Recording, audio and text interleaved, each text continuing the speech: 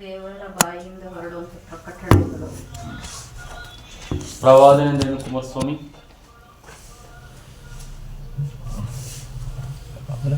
ಪ್ರವಾದನೆಗಳು ಬೋಧಿಸುವುದು,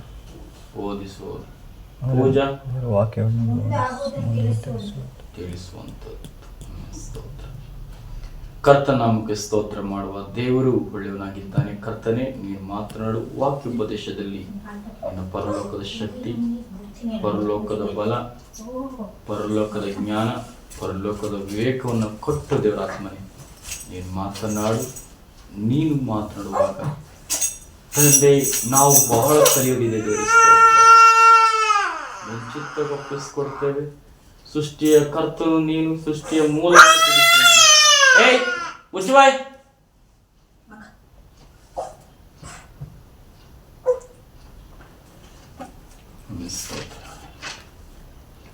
ವಾಕ್ಯೋಪದೇಶ ಸ್ತೋತ್ರ. ಪ್ರವಾದನೆಗಳು ಮತ್ತು ಕ್ರಿಸ್ತನ ಜೀವಿತ.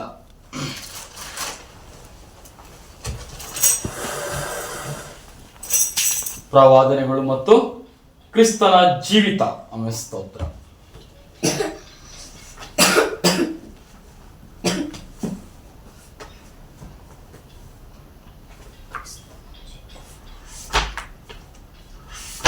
ಬರ್ಕೊಂಡ್ರ?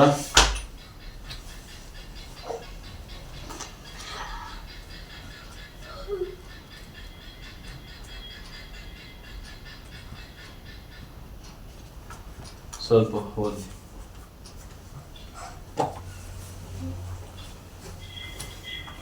ಕ್ರಿಸ್ತನು ಹುಟ್ಟುವ ಬಹಳ ಹಿಂದೆ ಆತನು ಬರುತ್ತಾನೆ ಎಂಬುದಾಗಿ ಪ್ರವಾದಿಸಲ್ಪಟ್ಟಿತ್ತು. ಯಾವುದ್ರಲ್ಲಿ ಬರೆಯಲ್ಪಟ್ಟಿದೆ? ಮುಚ್ಚಿಡಂಗೆ. ಯಾವುದ್ರಲ್ಲಿ ಬರೆಯಲ್ಪಟ್ಟಿದೆ? ಕ್ರಿಸ್ತನು ಬರ್ತಾನೆ ಎಂಬುದಾಗಿ ಆದಿ ಕಾಂಡದಲ್ಲಿದೆ. ಯಾವುದ್ರಲ್ಲಿದೆ?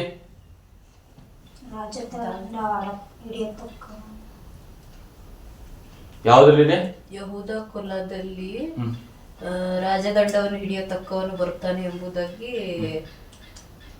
ಯಾಕೋಬನ ಸಂತತಿಯನ್ನು ತಿಳಿಸ್ಬೇಕಾದ್ರೆ ಆದಿಕಾಂಡದಲ್ಲಿ ಹೇಳ್ತದೆ. ಕುಮಾರಸ್ವಾಮಿ ಆಮೇಲೆ ದಾವಿದನ ಇದ್ರಲ್ಲಿ ಹೇಳುತ್ತೆ, ದಾವಿದನ ಅಂಕುರದಲ್ಲಿ ಚಿಗುರು. ಗೊತ್ತಿಲ್ಲ. ಸರಿ, ಕರೆಕ್ಟ್. ಸ್ತ್ರೀಯ ತಲೆ ಸ್ತೋತ್ರ. ಆದಿಕಾಂಡ 3:15 ಓದಿ ಸ್ತೋತ್ರ. ಚೆನ್ನಾಗಿ ತಿಳ್ಕೊಳ್ತೀರ. ಬೈಬಲ್ ಓದೋದು ಮುಖ್ಯ ಅಲ್ಲ ಸ್ತೋತ್ರ, ತಿಳ್ಕೊಳ್ಳೋದು ಮುಖ್ಯ. ಅಲ್ಲೆಲ್ಲೂಯಾ. ಓದಿ ವಾಕ್ಯ ಸ್ತೋತ್ರ. ಈ ಸ್ತ್ರೀಗೂ ನಿನ್ನ ಸಂತಾನಕ್ಕೂ ಈ ಸ್ತ್ರೀಯ ಸಂತಾನಕ್ಕೂ ಹಗೆತನವಿರುವ ಹಾಗೆ ಮಾಡುವೆನು. ಈಕೆಯ ಸಂತಾನವು ನಿನ್ನ ತಲೆಯನ್ನು ಜಜ್ಜುವುದು, ನೀನು ಅದರ ಹಿಮ್ಮಡಿಯನ್ನು ಕಚ್ಚುವುದು. ಹಲ್ಲೆಲೂಯಾ. ದೇವರು ಆದಿ ಕಾಲದಲ್ಲೇ ತಿಳಿಸಿದ್ದಾನೆ ಸ್ತೋತ್ರ, ಈ ಲೋಕದಲ್ಲೊಬ್ಬ ರಕ್ಷಕನು ಬರ್ತಾನೆ ಎಂಬುದಾಗಿ ಸ್ತೋತ್ರ. ಅದೇ ರೀತಿ ಹೇಳ್ತದೆ, ಈಗೋ ಈ ಸ್ತ್ರೀಗೂ ನಿನ್ನ ಸಂತತಿಗೂ. ಈ ಸ್ತ್ರೀ ಅಂದ್ರೆ ಯಾರು? ಈ ಸ್ತ್ರೀ ಅಂದ್ರೆ ಯಾರು?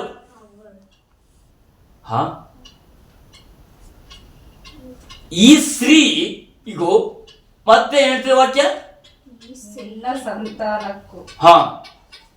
ಈ ಸ್ತ್ರೀಯ ಸಂತಾನಕ್ಕೂ. ಆದಾಮ ಅವಳಲ್ಲಿ ಹುಟ್ಟಿದಂತವಳು ಯಾರು? ಮರಿಯಳು ಹುಟ್ಟಿದ ಎಲ್ಲಿಂದ? ಸ್ತ್ರೀ ಆದಾಮ ಅವಳಿಂದಲೇ ತನ್ನ ಮರಿ ಸಂತತಿ ಎಲ್ಲಿಂದ ಸ್ತೋತ್ರ. ಈ ಸ್ತ್ರೀಯ ಸಂತತಿಗೋ ನಿನ್ನ ಸಂತತಿಗೋ ಅಂದ್ರೆ ಸೈತಾನನಿಗೆ ದೇವರು ತೋರಿಸುವಂತ ವಿಷಯ ಆಗಿರ್ತದೆ. ದೇವ್ರ ಮಕ್ಕಳು ಕೇಳಿಸ್ಕೊಳ್ಳಿ. ಯೇಸು ಸ್ವಾಮಿ ಮಗುವಾಗಿ ಜನಿಸಿದ್ದು ಮರಿಯಳಾದ ಹೊಟ್ಟೆ ಒಳಗೆ ಸ್ತೋತ್ರ ಆಗಿರ್ಬೇಕಾದ್ರೆ ಯೇಸು ಕ್ರಿಸ್ತನ ಸೂಚನೆಯನ್ನ ಹೇಳುವಂತ ಓದಿ ಹೇಳ್ತಿದ್ದ ಸ್ತೋತ್ರ. ನಿನಗೂ ಈ ಸ್ತ್ರೀಗೂ ನಿನ್ನ ಸಂತಾನಕ್ಕೂ ಈ ಸ್ತ್ರೀಯ ಸಂತಾನಕ್ಕೂ ಹಾಗೆತನ ಇರುವ. ಹಾಗೆತನ ಇದೆಯಾ? ಪ್ರೀತಿ ಇದೆಯಾ? ಏನಿದೆ? ಹಾಗಾದ್ರೆ ಏನಿದೆ? ಹಾಗೆತನ. ಇವತ್ತು ನಾವು ಕ್ರಿಸ್ತನ ಮಕ್ಕಳು ಒಂದಿನ ಹೇಗಿದ್ದೀವಿ? ಹಾಗಾದ್ರೆ ಹಾಗೆತನ ಸಾಧಿಸ್ತಾ ಇದೀವ? ಪ್ರೀತಿ ಮಾಡ್ತಾ ಇದೀವ? ಏನ್ ಮಾಡ್ತಿದೀವಿ ಹೇಳಿ ಬಾಯಿಲೆ.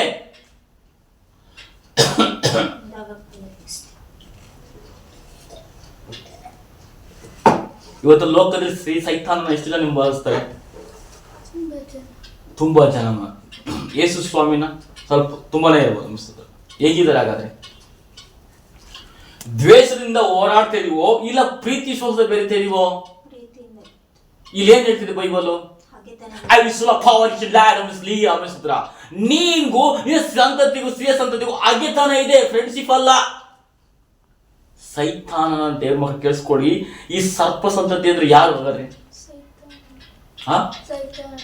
ಸೈತಾನನು. ಅದಕ್ಕೆ ಕೊರಿತ ಬರ್ಪತ್ರಿಕೆ ಅದನ್ನೇ ಹೇಳ್ತದೆ, ನೀನು ಕ್ರಿಸ್ತ ನಂಬರಿಗೆ ಜೋಡಾಗಬೇಡ, ನಂಬುವನು ನಂಬುದ್ರಿಗೆ ಪಾಲುಗಾರಿಕೆ ಏನು ಎಂಬುದಾಗಿರೋದಾದ್ರೆ ನಾನು ಈ ವಿಷಯಕ್ಕೆ ಬರ್ತಾ ಇದ್ದೀನಿ. ಈ ಯೇಸು ಸ್ವಾಮಿ ಬರೋ ಸೂಚನೆಯನ್ನ ಇದನ್ನೇ ತೋರಿಸಿರುವಂಥದ್ದು ಸ್ತೋತ್ರ. ಪ್ರಥಮವಾಗಿ ಸ್ತೋತ್ರ. ಅದೇ ರೀತಿ ಗಲಾತ್ಯ ಬರ ಪತ್ರಿಕೆ 4:4 ತೆಗಿರೋ ಸ್ತೋತ್ರ. ಹಲ್ಲೆಲೂಯಾ, ಸ್ತೋತ್ರ.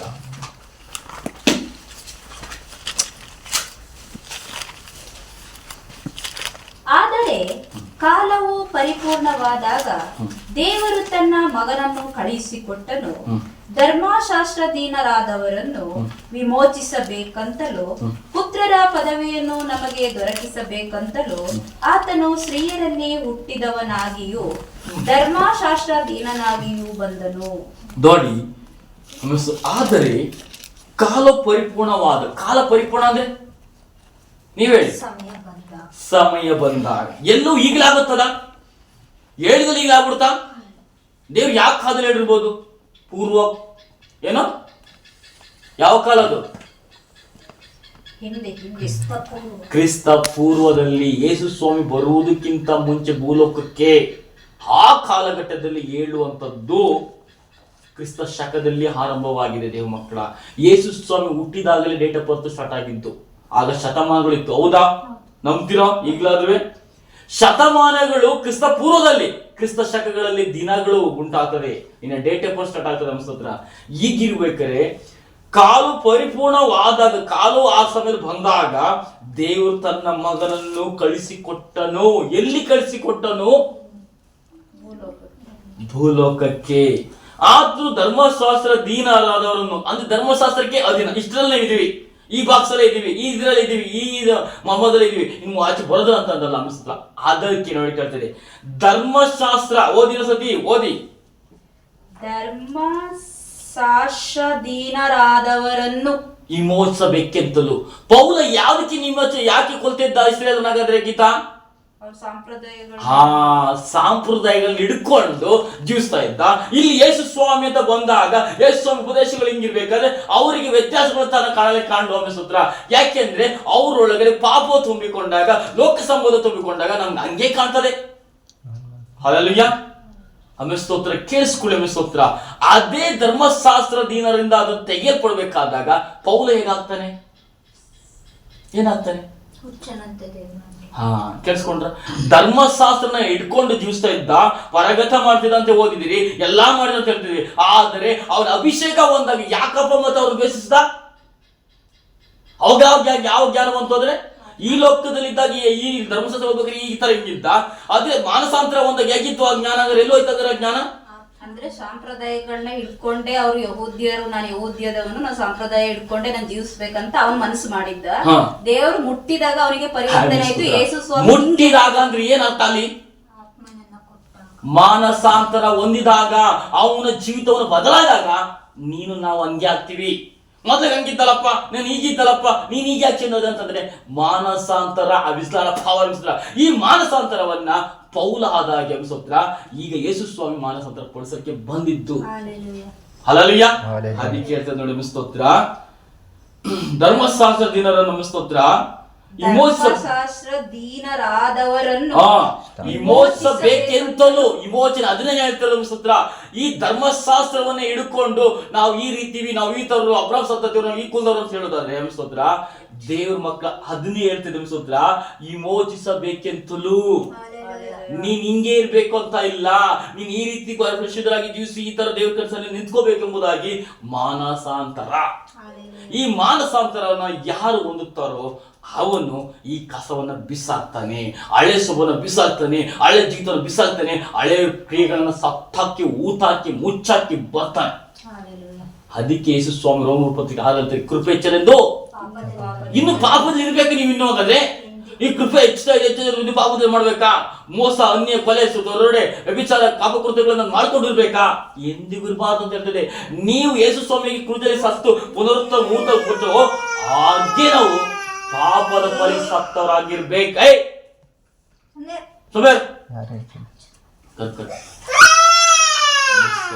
ಕೇಳಿಸ್ಕೊಳ್ಳಿ ಸ್ತೋತ್ರ, ವಾಕ್ಯಗಳನ್ನ ಸ್ತೋತ್ರ. ನಾವು ಪರಿಶುದ್ಧ ಜೀವಿತವನ್ನು ಓದಬೇಕಾದ್ರೆ ಸ್ತೋತ್ರ, ಯೇಸು ಸ್ವಾಮಿ ಅದಕ್ಕೋಸ್ಕರನೇ ಬಂದಿದ್ದು.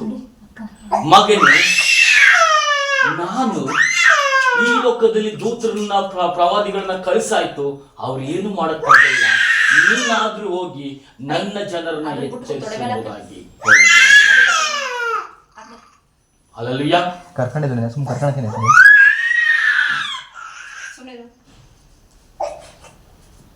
ಸ್ತೋತ್ರ, ಕೇಳಿಸ್ಕೊಳ್ಳಿ ಸ್ತೋತ್ರ. ಈಗಿರುವಾಗ ಧರ್ಮಶಾಸ್ತ್ರಕ್ಕೆ ನಾವು ಅಧೀನರಾಗಿರಬಾರ್ದು. ಹಲ್ಲೆಲೂಯ. ಓದಿ ಕೆಳಗಡೆ ಸ್ತೋತ್ರ ಹೇಳ್ತದೆ, ವಿಮೋಚಿಸಬೇಕಂತಲೂ ಪುತ್ರರ ಪದವಿಯನ್ನು ನಮಗೆ ದೊರಕಿಸಬೇಕಂತಲೂ ಆತನು ಸ್ತ್ರೀಯರಲ್ಲಿ ಹುಟ್ಟಿದವನಾಗಿ. ಯಾರಲ್ಲಿ ಹುಟ್ಟಿದವನಾಗಿ? ಇವತ್ತ ದೇವ್ರ ಮಕ್ಕಳು ಕೇಳಿಸ್ಕೊಳ್ಳಿ, ಸೈತಾನನ್ನು ನಮ್ಮ ಕಾಲ ಹುಡುತ್ತೆ, ನಮ್ಮ ತೊಳೆ ಹುಡುತ್ತೆ, ಸೊಂಟ ಹುಡುತ್ತೆ, ಮಣ್ಣು ಹುಟ್ಟಿದೆ ಅಂತ ಹೇಳೋದಿಲ್ಲ. ದೇವರು ಪ್ರತ್ಯಕ್ಷವಾಗಿ ಸ್ತ್ರೀಯಿಂದಲೇ ಹುಟ್ಟಿಸಿದ್ದಾನೆ ಅಂತ ಸ್ತೋತ್ರ. ಹಲ್ಲೆಲೂಯ. ಯಾವುದೇ ಮುಜುಗರಾಗದೆ, ಯಾವುದೇ ತಮ್ಮ ಸಮಸ್ಯೆ ಕಾಣದಂತೆ ದೇವರು ಎಲ್ಲವನ್ನು ಕೊಟ್ಟಿದ್ದಾನೆ ನಮ್ಮ ಸ್ತೋತ್ರ.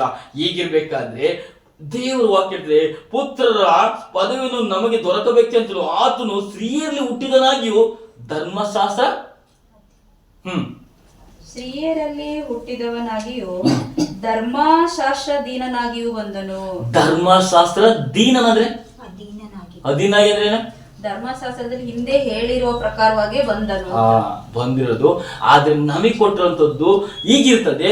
ನಾವು ಅದನ್ನ ಮೇಲೆ ತಿರಸ್ಕರಿಸಿ ಹಿಂಗಲ್ಲ, ಹಿಂಗ ತಿರ್ಚೋದು, ವಾಕ್ಯಗಳು ತಿರ್ಚಿ ಮಾತಾಡ್ತೀವಿ ಗೊತ್ತಾ. ಕಾನೂನು ಹಿಂಗಿರ್ತದಪ್ಪ, ಕಾನೂನು ಅದು ತಿರ್ಚಿ ಈ ತರ ಇರ್ಬೇಕು ಅಂತ ನಮ್ಗೆ ಇಷ್ಟ ಬೇಕಾದ ನಮಗೆ ಕಾನೂನು ಮಾಡ್ಕೊಳ್ಳೋದಕ್ಕೆ ಹೇಳ್ತಾರೆ ಯೇಸು ಸ್ವಾಮಿ. ನೀವು ಮನುಷ್ಯರ ಕಟ್ಟಳೆಗಳನ್ನು ನೀವು ಅನುಸರಿಸಲಾಗಿದ್ದೀರಾ, ನಿಮ್ಮ ಮನಸ್ಸು ದೂರವಾಗಿದೆ ಎಂಬುದಾಗಿ ಹೇಳ್ತದೆ ವಾಕ್ಯ. ಹಲ್ಲೆಲೂಯ. ದೇವರ ಉಪದೇಶಗಳನ್ನು ಆತನು ಮೀರಲಿಲ್ಲ, ಆ ಗೆರೆ ದಾಟಿನಿಲ್ಲ, ಅದನ್ನ ಸರಿಯಾದ ರೀತಿಯಲ್ಲಿ ನಡೆಸ್ಕೊಂಡು ಹೋಗಲಿಕ್ಕೆ ಯೇಸು ಬಂದ. ಹಲ್ಲೆಲೂಯ. ಅದನ್ನೇ ಮಾನಸಾಂತರವಾಗಿರ್ತದೆ ಸ್ತೋತ್ರ. ಕೆಳಗಡೆ ಹೋಗೋಣ. ಈ ವಿಷಯದಲ್ಲಿ ಪ್ರವಾಸಪಟ್ಟ ಹಾಗೆ ಮುಂದೋಣ. ಇಲ್ಲಿ ಬರ್ಕೊಳ್ಳಿ ನೋಡಿ, ಈ ವಿಷಯದಲ್ಲಿ ಬರ್ಕೊಳ್ಳಿ ನೋಡಿ. ಈ ವಿಷಯದಲ್ಲಿ ಅದನ್ನೇ ಓದಿ ಕೆಳಗಡೆ ಇದೆ. ಈ ವಿಷಯಗಳಲ್ಲಿ ಪ್ರವಾಸಪಟ್ಟ ಹಾಗೆ ದೇವರಲ್ಲಿನ ನಮ್ಮ ನಂಬಿಕೆಯನ್ನು ಹೆಚ್ಚಿಸಿ ಪ್ರಧಾನ ಯೋಜನೆಯತ್ತ ಸೆಳೆಯುವುದು ಮಾತ್ರವಲ್ಲ, ನೀರಿನ ಅಕಾಕ್ಷೆಯ ಗಹನವಾದ ವಿವರಣೆಯಂತಲೂ ಸೆಳೆಯುತ್ತದೆ. ಈ ವಿಷಯಗಳು ಪ್ರವಾದಿಸಲ್ಪಟ್ಟ ಹಾಗೆಯೇ ನೆರವೇರುವುದರಿಂದ ದೇವರ ವಾಕ್ಯದ ಪ್ರೇರಣೆಯಲ್ಲಿ ನಮ್ಮನ್ನು ಬಲಪಡಿಸುತ್ತದೆ. ಮತ್ತು ಸತ್ಯವೇದವು ವಿವಿಧ ಕರ್ತೃಗಳ ವಿಂಗಡಣೆಯ ಪುಸ್ತಕಗಳಲ್ಲ, ಆದರೆ ಒಂದೇ ಪುಸ್ತಕ, ಒಬ್ಬನೇ ಕರ್ತೃ, ಒಂದೇ ಕರ್ತೃ ದೇವರಾಗಿದ್ದಾನೆ. ಸ್ತೋತ್ರ. ಹಲ್ಲೆಲೂಯ. ಎರಡೆರಡು ದೇವರು ನಿಂತ್ಕೊಂಡಿಲ್ಲ ಅಲ್ಲಿ. ಸ್ತೋತ್ರ. ಹಲ್ಲೆಲೂಯ. ನೀವು ಬೈಬಲ್ ಓದ್ಬೇಕು, ಒಂದೇ ಕ್ರಿಸ್ತನು, ಒಂದೇ ಆತ್ಮನು, ಒಂದೇ ಆತ್ಮ ಎರಡು ಆತ್ಮ ಸೇರ್ಕೊಂಡಿಲ್ಲ. ಸ್ತೋತ್ರ. ಹಲ್ಲೆಲೂಯ. ಎರಡು ಆತ್ಮ ಸೇರ್ಕೊಂಡ್ರೆ ಸೈತಾನನೇ ಕಾರಣ. ಸ್ತೋತ್ರ. ಹಲ್ಲೆಲೂಯ. ಕೇಳಿಸ್ಕೊಳ್ತೇವೆ ಮಕ್ಕಳು. ಸ್ತೋತ್ರ. ಪಾಯಿಂಟ್ಸ್ ತಗೊಂಡು ಪಾಯಿಂಟ್ಸ್. ಕ್ರಿಸ್ತನ ಮೂಲದ ಬಗೆಗಿನ ಪ್ರವಾದನೆಗಳು. ಕ್ರಿಸ್ತನ ಮೂಲದ, ಮೂಲ ಅಂದ್ರೆ ಮೊದಲು, ಹುಟ್ಟು, ನಿನ್ನ ಮೂಲ ಯಾವುದು ಅಂತ ಹೇಳ್ತೇವೆ. ಬಗೆಗಿನ ಪ್ರವಾದನೆಗಳು, ಎಲ್ಲೆಲ್ಲಿ ಪ್ರವಾದನೆಗಳು ನಡೆದಿತ್ತು ಅನ್ನಿಸ್ತದೆ, ಯಾವ ವಾಕ್ಯದಲ್ಲಿ ಎಲ್ಲಿತ್ತು ಎಂಬುದಾಗಿ ದೇವರು ಬರುವುದನ್ನ ಬರ್ಕೊಳ್ಳಿ. ಸ್ತೋತ್ರ.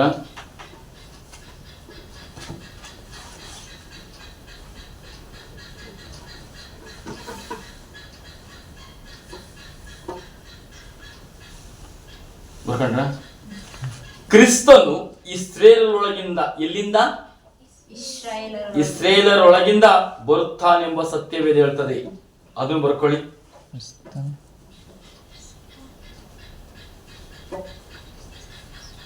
ನಾವು ನೋಡಿ ಸುಮಾರು ಪಾಠಗಳು ಇವತ್ತು ಫುಲ್ ಎಲ್ಲ ಟೈಮ್ ಅಂತೆಲ್ಲ ನೋಡಿ ಕೇಳಿಸ್ಕೊಡಿ. ಇಲ್ಲೆಲ್ಲ ನೋಡಿ ಫುಲ್ ಪ್ರತಿ ಒಂದು ವಿಷಯಕ್ಕೂ ವಿವರಣೆ ಕೊಟ್ಟೇ ಬರ್ತೀವಿ, ಆಯ್ತಾ? ಅದನ್ನು ನೀವು ಬರ್ಕೊಳ್ಳೇಬೇಕು. ಇಂಪಾರ್ಟೆಂಟ್ ವಾಕ್ಯ ಇದು. ಸ್ತೋತ್ರ. ಈ ಪಾಯಿಂಟ್ಸ್ಗಳಿದಾವಲ್ಲ ತುಂಬಾ ಇಂಪಾರ್ಟೆಂಟ್. ಸ್ತೋತ್ರ.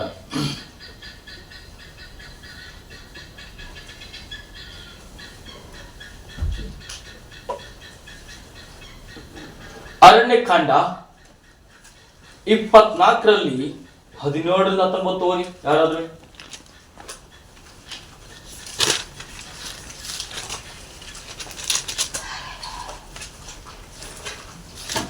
ಒಬ್ಬಾತನನ್ನು ನೋಡುತ್ತಿದ್ದೇನೆ.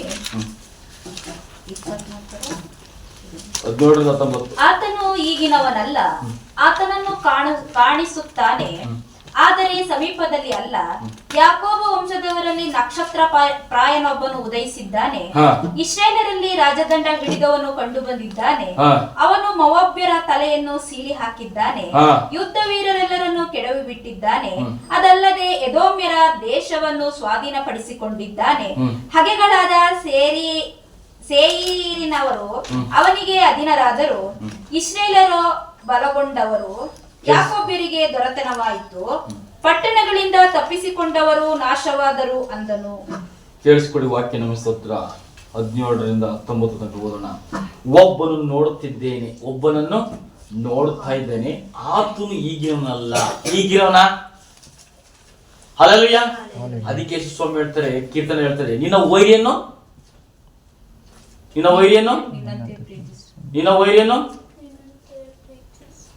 ಪಾದಪೀಠ ಮಾಡುವ ತನಕ ನನ್ನ ಬಲಗಡೆಯಲ್ಲಿ ಕೂರಲು ಕರ್ತನು ಹೇಳುತ್ತಾನೆ ಎಂಬುದಾಗಿ ಹೇಳ್ತೀವಿ. ಓದಿ ನೋಡಿ ನಮ್ಮ ಸ್ತೋತ್ರ. ನಿನ್ನ ವೈರಿಯನ್ನ ತುಣಿಯವರೆಗೂ ನನ್ನ ಬಲಗಡೆ ಕೂತು ಸಾಕಂಬಿಸ್ತದ್ರ. ಆಮೇಲೆ ಅಲ್ಲಯ್ಯ ಅದಕ್ಕೆ ಹೇಳ್ತದೆ ಈಗಿನವನಲ್ಲ. ಅದಕ್ಕೆ ಹೇಳ್ತದೆ ಈ ಒಬ್ಬಾತನು ನೋಡ್ತಿದ್ದೇವೆ, ಆತನು ಈಗಿನವನಲ್ಲ, ಆತನನ್ನು ಕಾಣುತ್ತೇನೆ.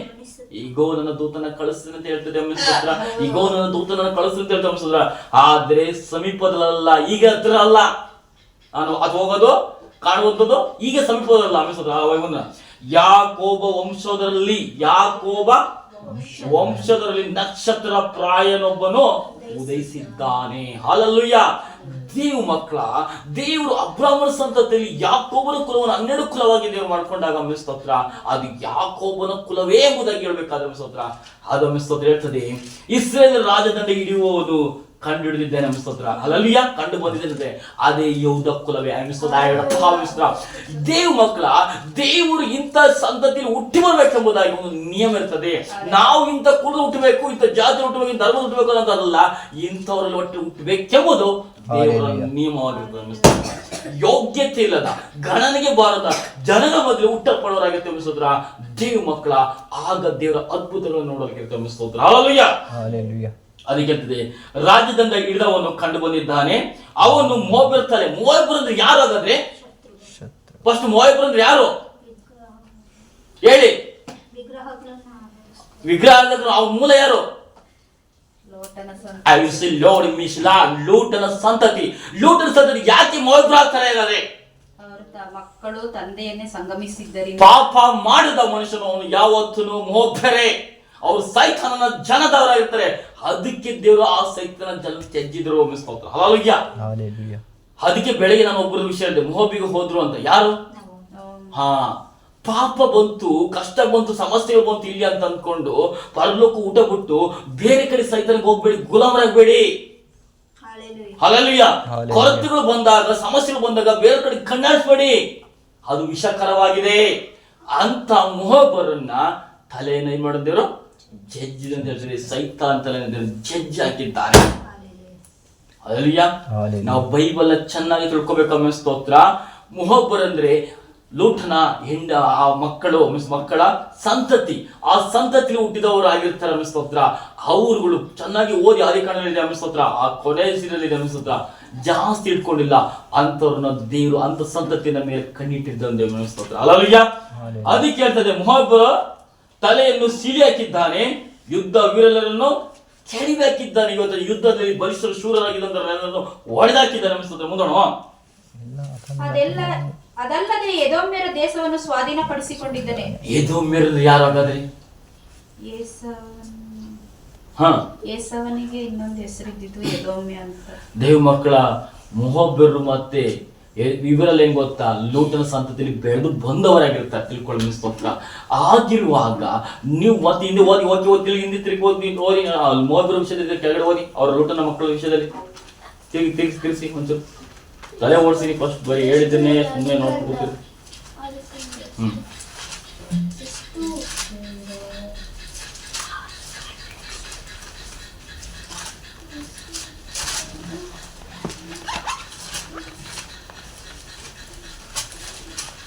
ಲೋಟನು ಚೋಗಾರಿನಲ್ಲಿರುವುದಕ್ಕೆ ಅಂಜಿ ತನ್ನಿಬ್ಬರು ಹೆಣ್ಣು ಮಕ್ಕಳನ್ನು ಕರ್ಕೊಂಡು ಬೆಟ್ಟವನ್ನು ಹತ್ತಿ ಅಲ್ಲಿ ವಾಸ ಮಾಡಿ. 19:30 ಮೋವಾಬ್ಯರು ಅಮ್ಮೋನಿಯರು ಲೋಟನಿಂದ ಉತ್ಪತ್ತಿಯಾದದ್ದು. ಹೆಣ್ಣು ಮಕ್ಕಳನ್ನು ಅಮ್ಮೋನಿಯರು. ತಿಳ್ಕೊಳ್ಳಿ ಸ್ತೋತ್ರ. ದೇವ ಮಕ್ಕಳ ಇವರೆಲ್ಲ ಸಂತತಿಯಲ್ಲಿ ಬೆಳೆದು ಬಂದವರಾಗಿರ್ತಾರೆ. ಆಗಿರ್ಬೇಕಾದ್ರೆ ಇಲ್ಲಿ ಹೇಳ್ತಿದೆ ವಾಕ್ಯ ಸ್ತೋತ್ರ, ಯುದ್ಧ ವೀರರನ್ನು ಕೆಡವಿ ಬಿಟ್ಟಿದ್ದಾನೆ, ಅದರಲ್ಲಿ ಎದೋಮ್ಯರ ದೇಶವನ್ನು ಸ್ವಾಧೀನ ಮಾಡಿಕೊಂಡಿದ್ದಾನೆ. ಮುಂದೋಣ ಸ್ತೋತ್ರ. ಹಗೆಗಳಾದ ಸೇಯೀರಿನವರು ಅವನಿಗೆ ಅಧೀನರಾದರು. ಇಂಥವರೆಲ್ಲ ದೇವ್ರ ಮಕ್ಕಳ ಪಾಪ ಮಾಡೋ ಯಾವುದೇ ಸಂತತಿ ಆದ್ರೆ ದೇವರಿಗೆ ಕಾಲ್ ಕೆಳಗಿರುತ್ತದೆ. ಸ್ತೋತ್ರ. ಹಲ್ಲೆಲೂಯಾ ಹಲ್ಲೆಲೂಯಾ ಸ್ತೋತ್ರ. ಅದೇ ಇಸ್ರಾಯೇಲರು ಬಲಗೊಂಡವರು. ಯಾಕೋಬ್ಯರಿಗೆ ದೊರೆತನವಾಯಿತು. ದೇವ ಮಕ್ಕಳ ಈಗಿರ್ಬೇಕಾದ್ರೆ ದೇವರು ಬರುವ ಸೂಚನೆಗಳನ್ನ ದೇವ್ರ ಮಕ್ಕಳ ಕೇಳಿಸ್ಕೊಳ್ಳಿ. ಈ ಪ್ರವಾದನೆಗಳಲ್ಲಿ ತಿಳಿಸಲ್ಪಟ್ಟಿದೆ. ಹಲ್ಲೆಲೂಯಾ ಸ್ತೋತ್ರ. ಸ್ತೋತ್ರ. ಮತ್ತಾಯ 1:1-17 ಸ್ತೋತ್ರ. ಯಾವ ಸಂತತಿಯಿಂದ ದೇವರು ಬಂದ ಅಂತ ಹೇಳ್ತಾರೆ ಚೆನ್ನಾಗಿ ಗೊತ್ತಂದೇವರು. ಕ್ರಿಸ್ತನ ವಂಶಾವಳಿ. ಓದಿ. ಯೇಸು ಕ್ರಿಸ್ತನ ಜನನವು ಹೇಗಾಯಿತೆಂದರೆ, ಅಲ್ಲಿಂದನ 1-17 ತನಕ ಅಂತ ಹೇಳಿದೆ.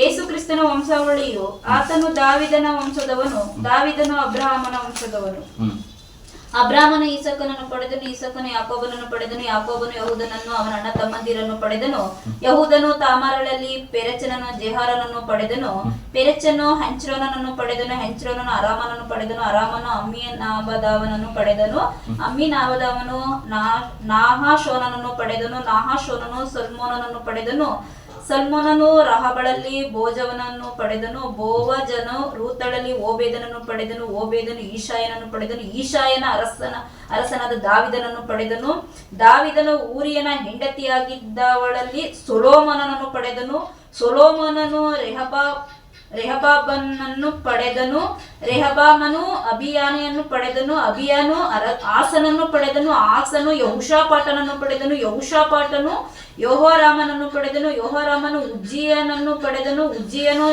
ಯೋತಾಮನನ್ನು ಪಡೆದನು, ಯೋತಾಮನು ಅಹಾಜನನ್ನು ಪಡೆದನು, ಅಹಾಜನನು ಹಿಜ್ಕೀಯನನ್ನು ಪಡೆದನು, ಹಿಜ್ಕೀಯನು ಮನಸ್ಸೆಯನ್ನು ಪಡೆದನು, ಮನಸ್ಸೆಯು ಅಮೋನನನ್ನು ಪಡೆದನು, ಅಮೋವನನು ಯೋಷಿಯನನ್ನು ಪಡೆದನು. ಪ್ರಜೆಯು ಬಾಬೆಲಿಗೆ ಸೆರೆ ಹೋದ ಸಮಯದಲ್ಲಿ ಯೋಷಿಯನು ಯೋಕನ್ಯನನ್ನು ಅವನ ಅಣ್ಣ ತಮ್ಮಂದಿರನ್ನು ಪಡೆದನು.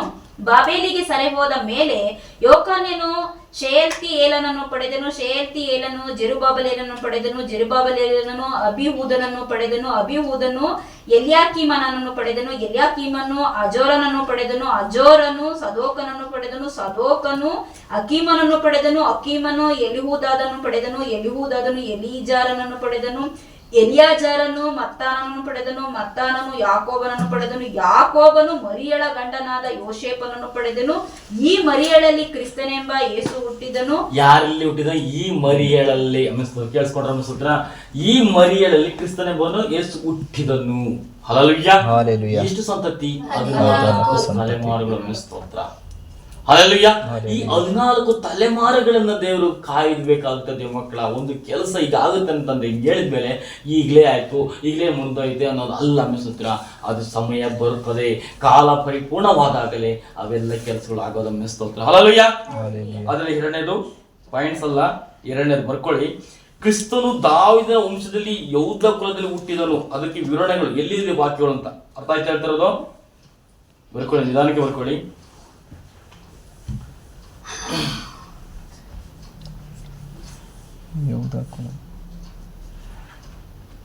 ಯಹೂದ ಕುಲದಲ್ಲಿ ಹುಟ್ಟಿದವನು.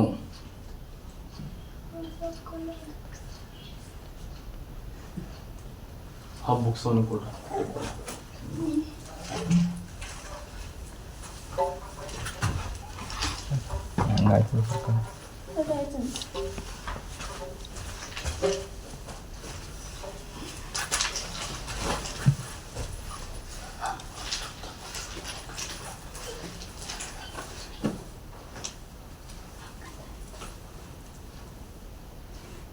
ಇಲ್ಲಿ ನೋಡಿ, ಕಡೆ ಗಮನ ಕೊಟ್ಟು ಕೇಳಿಸ್ಕೊಟ್ಟು ಫಸ್ಟ್.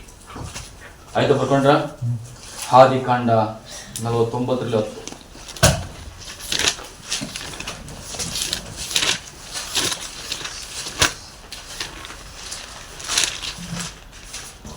ರಾಜದಂಡವನ್ನು ಹಿಡಿಯತಕ್ಕವನು ಬರುವ ತನಕ ಆ ದಂಡವು ಯಹೂದನ ಕೈಯಿಂದ ತಪ್ಪುವುದಿಲ್ಲ.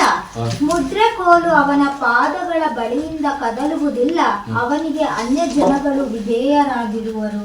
ಹಲ್ಲೆಲೂಯಾ. ಎಲ್ಲಿದೆ ಅನ್ಯ ಜನರು? ಯಾವ ವಿಷಯದಲ್ಲಿ? ಆದಿಕಾಂಡದಲ್ಲಿ ಇರ್ತದೆ. ಅನ್ಯ ಜನರು ದೇವರ ಅರಿಯದವರು, ದೇವರನ್ನು ತಿಳಿದವರನ್ನ ಅನ್ಯ ಜನರು ಅಂತ ಹೇಳ್ತಾರೆ. ದೇವ ಮಕ್ಕಳ ಸ್ತೋತ್ರ.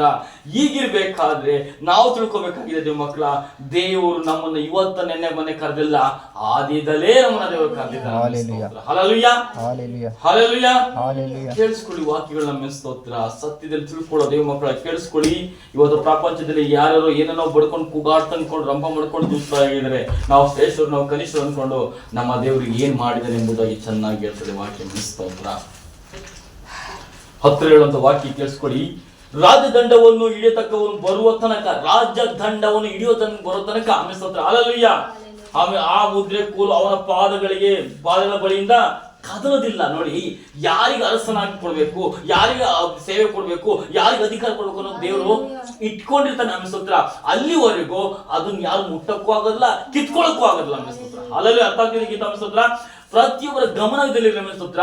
ದೇವರು ಇಂಥವ್ರು ಒಬ್ಬರು ಆದುಕೊಂಡು ಅಂತಂದ್ರೆ ಅವನ ಸಮಯ ಬರುವವರೆಗೂ, ಅವನ ಸಮಯದಲ್ಲಿ ನಡೆಯುವವರೆಗೂ ಯಾರು ಕಿತ್ಕೊಡೋದಿಲ್ಲ. ಆಮೇಲೆ ಸ್ತೋತ್ರ. ಯಾರು ವಾಪಸ್ಸು ಕೊಡೋದಿಲ್ಲ. ಆಮೇಲೆ ಸ್ತೋತ್ರ. ಅವ್ರ ಕೈಲೇ ಇರ್ತಾನೆ. ಆಮೇಲೆ ಸ್ತೋತ್ರ. ಹಲ್ಲೆಲೂಯಾ. ಅವ್ರು ಬಂದ ಕ್ಷಣದಲ್ಲಿ ತೆಗೆದುಕೋ ಎಂಬುದಾಗಿ ಕೊಡ್ತಾನೆ. ಅದಕ್ಕೆ ಹೇಳ್ತಾರೆ ಸ್ತೋತ್ರ. ರಾಜದಂಡವನ್ನು ಹಿಡಿಯತಕ್ಕವನು ಬರುವ ತನಕ ಆ ದಂಡವು ಯಹೂದನ ಕೈಯಿಂದ ತಪ್ಪುವುದಿಲ್ಲ. ಮುದ್ರೆ ಕೋಲು ಅವನ ಪಾದಗಳ ಬಳಿಯಿಂದ ಕದಲುವುದಿಲ್ಲ. ಆಮೇಲೆ ಸ್ತೋತ್ರ. ಅವನಿಗೆ ಅನ್ಯ ಜನರು ಸ್ತೋತ್ರ. ಹಲ್ಲೆಲೂಯಾ. ಇವತ್ತು ಸರ್ವಶಕ್ತನಾದ ದೇವರನ್ನ ಕೊರಲೇನ ವಿಷಯದಲ್ಲಿ ನೋಡ್ಬೇಕಾದ್ರೆ ಅನ್ಯ ಜನರಿಗೂ ಸುವಾರ್ತೆ ಸಾರಪಡುವುದೆಂಬುದಾಗಿ ಹೇಳೋದ ಅಪೋಸರ ಕಾಲದಲ್ಲೂ ಸಹ ನಡೆಯಲ್ಪಡುತ್ತ. ಈ ಲೋಕದಲ್ಲಿ ಸತ್ಯದ ಅರಿಯದ ನಮ್ಮಂತವರಿಗೂ, ಈ ಲೋಕದಲ್ಲಿ ಸತ್ಯ ತಿಳಿದಂತ ಎಷ್ಟೋ ಜನರಿಗೂ ಗಮನಿಸಿದ ದೇವರು ನಮಗೆ ರಕ್ಷಣೆ ಕೊಟ್ಟಿದ್ದಾನೆ ಎಂಬುದಾಗಿ ಹೇಳ್ತಾರೆ. ಹಲ್ಲೆಲೂಯಾ. ಅದು ಪರಲೋಕದ ರಕ್ಷಣೆ ಆಗಿದೆ. ಸ್ತೋತ್ರ. ಹಾಗಿರ್ಬೇಕಾದ್ರೆ ಮಕ್ಕಳ ವಾಕ್ಯ ಯಾವತ್ತಾದ್ರೂ ಪ್ರವಾದನ ವಾಕ್ಯ ಸುಳ್ಳಾಗಿರುವಾಗ ನಮ್ಮ ಸ್ತೋತ್ರ ಖಂಡಿತ ಇಲ್ಲ ದೇವ ಮಕ್ಕಳ. ಈ ಪ್ರವಾದನೆ ಗ್ರಂಥದ ವಾಕ್ಯಗಳಲ್ಲಿ ಆದಿಕಾಂಡದಲ್ಲೇ ಈ ರೀತಿ ಹೇಳಿದ ಸ್ತೋತ್ರ.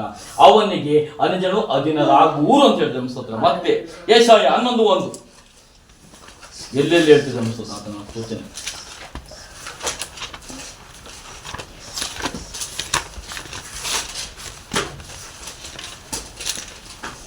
ಈಶಾಯನ ಬುಡದಿಂದ ಒಂದು ಚಿಗುರು ಒಡೆಯುವುದು, ಹಲ್ಲೆಲೂಯಾ. ಅದರ ಬೇರಿನಿಂದ ಹೊರಟ ತಳಿರು ಫಲಿಸುವುದು. ನೋಡಿ, ಈಶಾಯನ ಅಂಕುರ ಅಂದ್ರೆ ಯಾವುದು? ಇವಾಗ ಓದಿರಲ್ವಾ? ದಾವಿದ ಸಂತತಿಯಲ್ಲಿ ಹುಟ್ಟಿದಂತ ಊರಿನ ಹೆಂಡತಿಯ ಮಗನಾದ ಸೊಲೊಮೋನ್. ಹಲ್ಲೆಲೂಯಾ. ಫಸ್ಟ್ ಏನಲ್ಲ, ಸೆಕೆಂಡ್ ಅದು ಸ್ತೋತ್ರ. ಸೊಲೊಮೋನ್ ಆಮೇಲೆ ಸ್ತೋತ್ರ. ಹಲ್ಲೆಲೂಯಾ. ಅಲ್ಲಿ ಹುಟ್ಟಿದಂತ ಸ್ತೋತ್ರ ಮಗನ ಯೇಸು ಕ್ರಿಸ್ತನ ಜನಿಸಿದ. ಅದಕ್ಕೆ ಹೇಳ್ತದೆ ದಾವಿದನ ಅಂಕುರ. ನನ್ನಲ್ಲಿ ಹುಟ್ಟಿದ ಸಂತತಿ ದೊಡ್ಡ ಕಾರ್ಯಗಳ ಮಾಡಬಹುದು ಮುಂದಿನ ದಿನಗಳಂತ ಅನ್ನೋದಾದ್ರೆ ಆಮೇಲೆ ಸ್ತೋತ್ರ ನನ್ನ ಅಂಕುರದಲ್ಲಿ ಅಂತ ಹೇಳ್ತಾರೆ. ಅದಕ್ಕೆ ಈಶಾಯನ ಅಂಕುರದಲ್ಲಿ ಹುಟ್ಟಿರುವಂತಹದ್ದು ಆಮೇಲೆ ಸ್ತೋತ್ರ. ಹಲ್ಲೆಲೂಯಾ.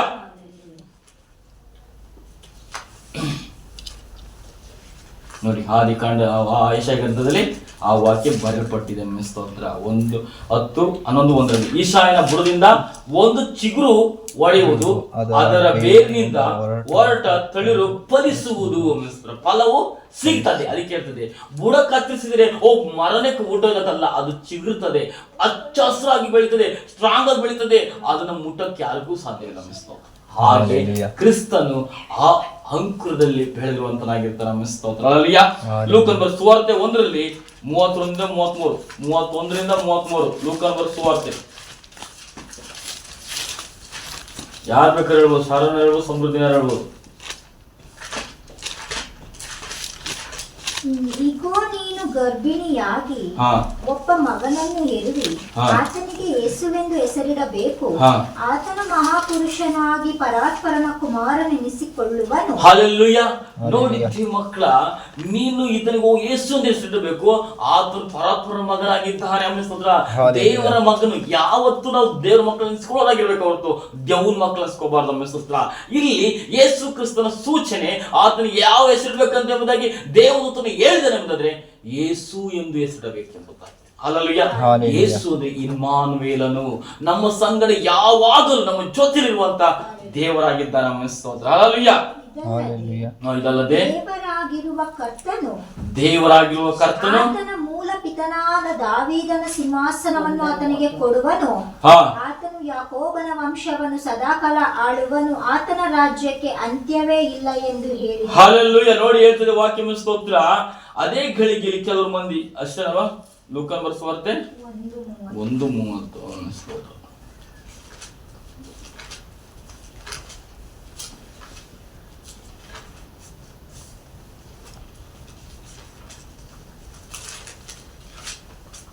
ನೋಡಿ ಹೇಳ್ತೀವಿ, ನೀನು ಗರ್ಭಿಣಿಯಾಗಿ ಒಬ್ಬ ಮಗುವನ್ನು ಎರಿವಿ, ಆತನಿಗೆ ಯೇಸು ಎಂದು ಹೆಸರು. ಏನಂತ ಹೇಳ್ಬೇಕು ಅಂತೇಳಿ? ಯೇಸು ಎಂದು ಹೆಸರಿಡಬೇಕು. ಆತನು ಮಹಾಪುರುಷನಾಗಿ ಪರಾತ್ಮರ ಕುಮಾರನೆನಿಸಿಕೊಳ್ಳುವನು. ಪರಾತ್ಮರ ಕುಮಾರ ಅದೇನು? ಮಗ. ಸ್ತೋತ್ರ. ಇದಲ್ಲದೆ ದೇವರಾಗಿರುವ ಕರ್ತನು, ತಂದೆಯಾದ ದೇವರ ಕರ್ತನು, ಆತನ ಮೂಲ ಪಿತೃ ಯಾರು? ಯೇಸು ಸ್ವಾಮಿಗೆ ದಾವೀದನ ಸಿಂಹಾಸನವನ್ನು ಆತನಿಗೆ ಕೊಡುವುದು. ಯೇಸು ಸ್ವಾಮಿ ಹೇಳ್ತಾರೆ, ನಿನ್ನ ಯೆಹೋವನು ಹೇಳ್ತಾರೆ, ನಿನ್ನ ಸಿಂಹಾಸನ ಶಾಶ್ವತವಾಗಿ ಯುಗಾಂತರವು ನಾನು ಸ್ಥಾಪಿಸಲ್ಪಡ್ತೇನೆ ಅಂತ. ಯಾರಿಗೆ ಹೇಳಿದಾರೆ? ಸೊಲೊಮೋನಿಗ? ಯಾರಿಗೆ ಹೇಳಿದ್ರೆ?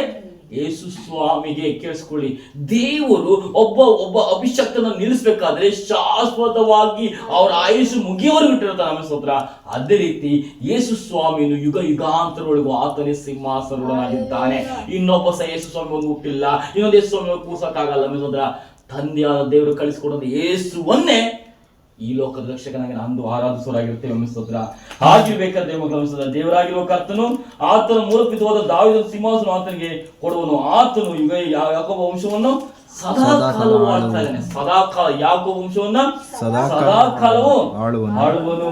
ಆತನ ರಾಜ್ಯಕ್ಕೆ ಅಂತ್ಯವಿದೆಯಾ?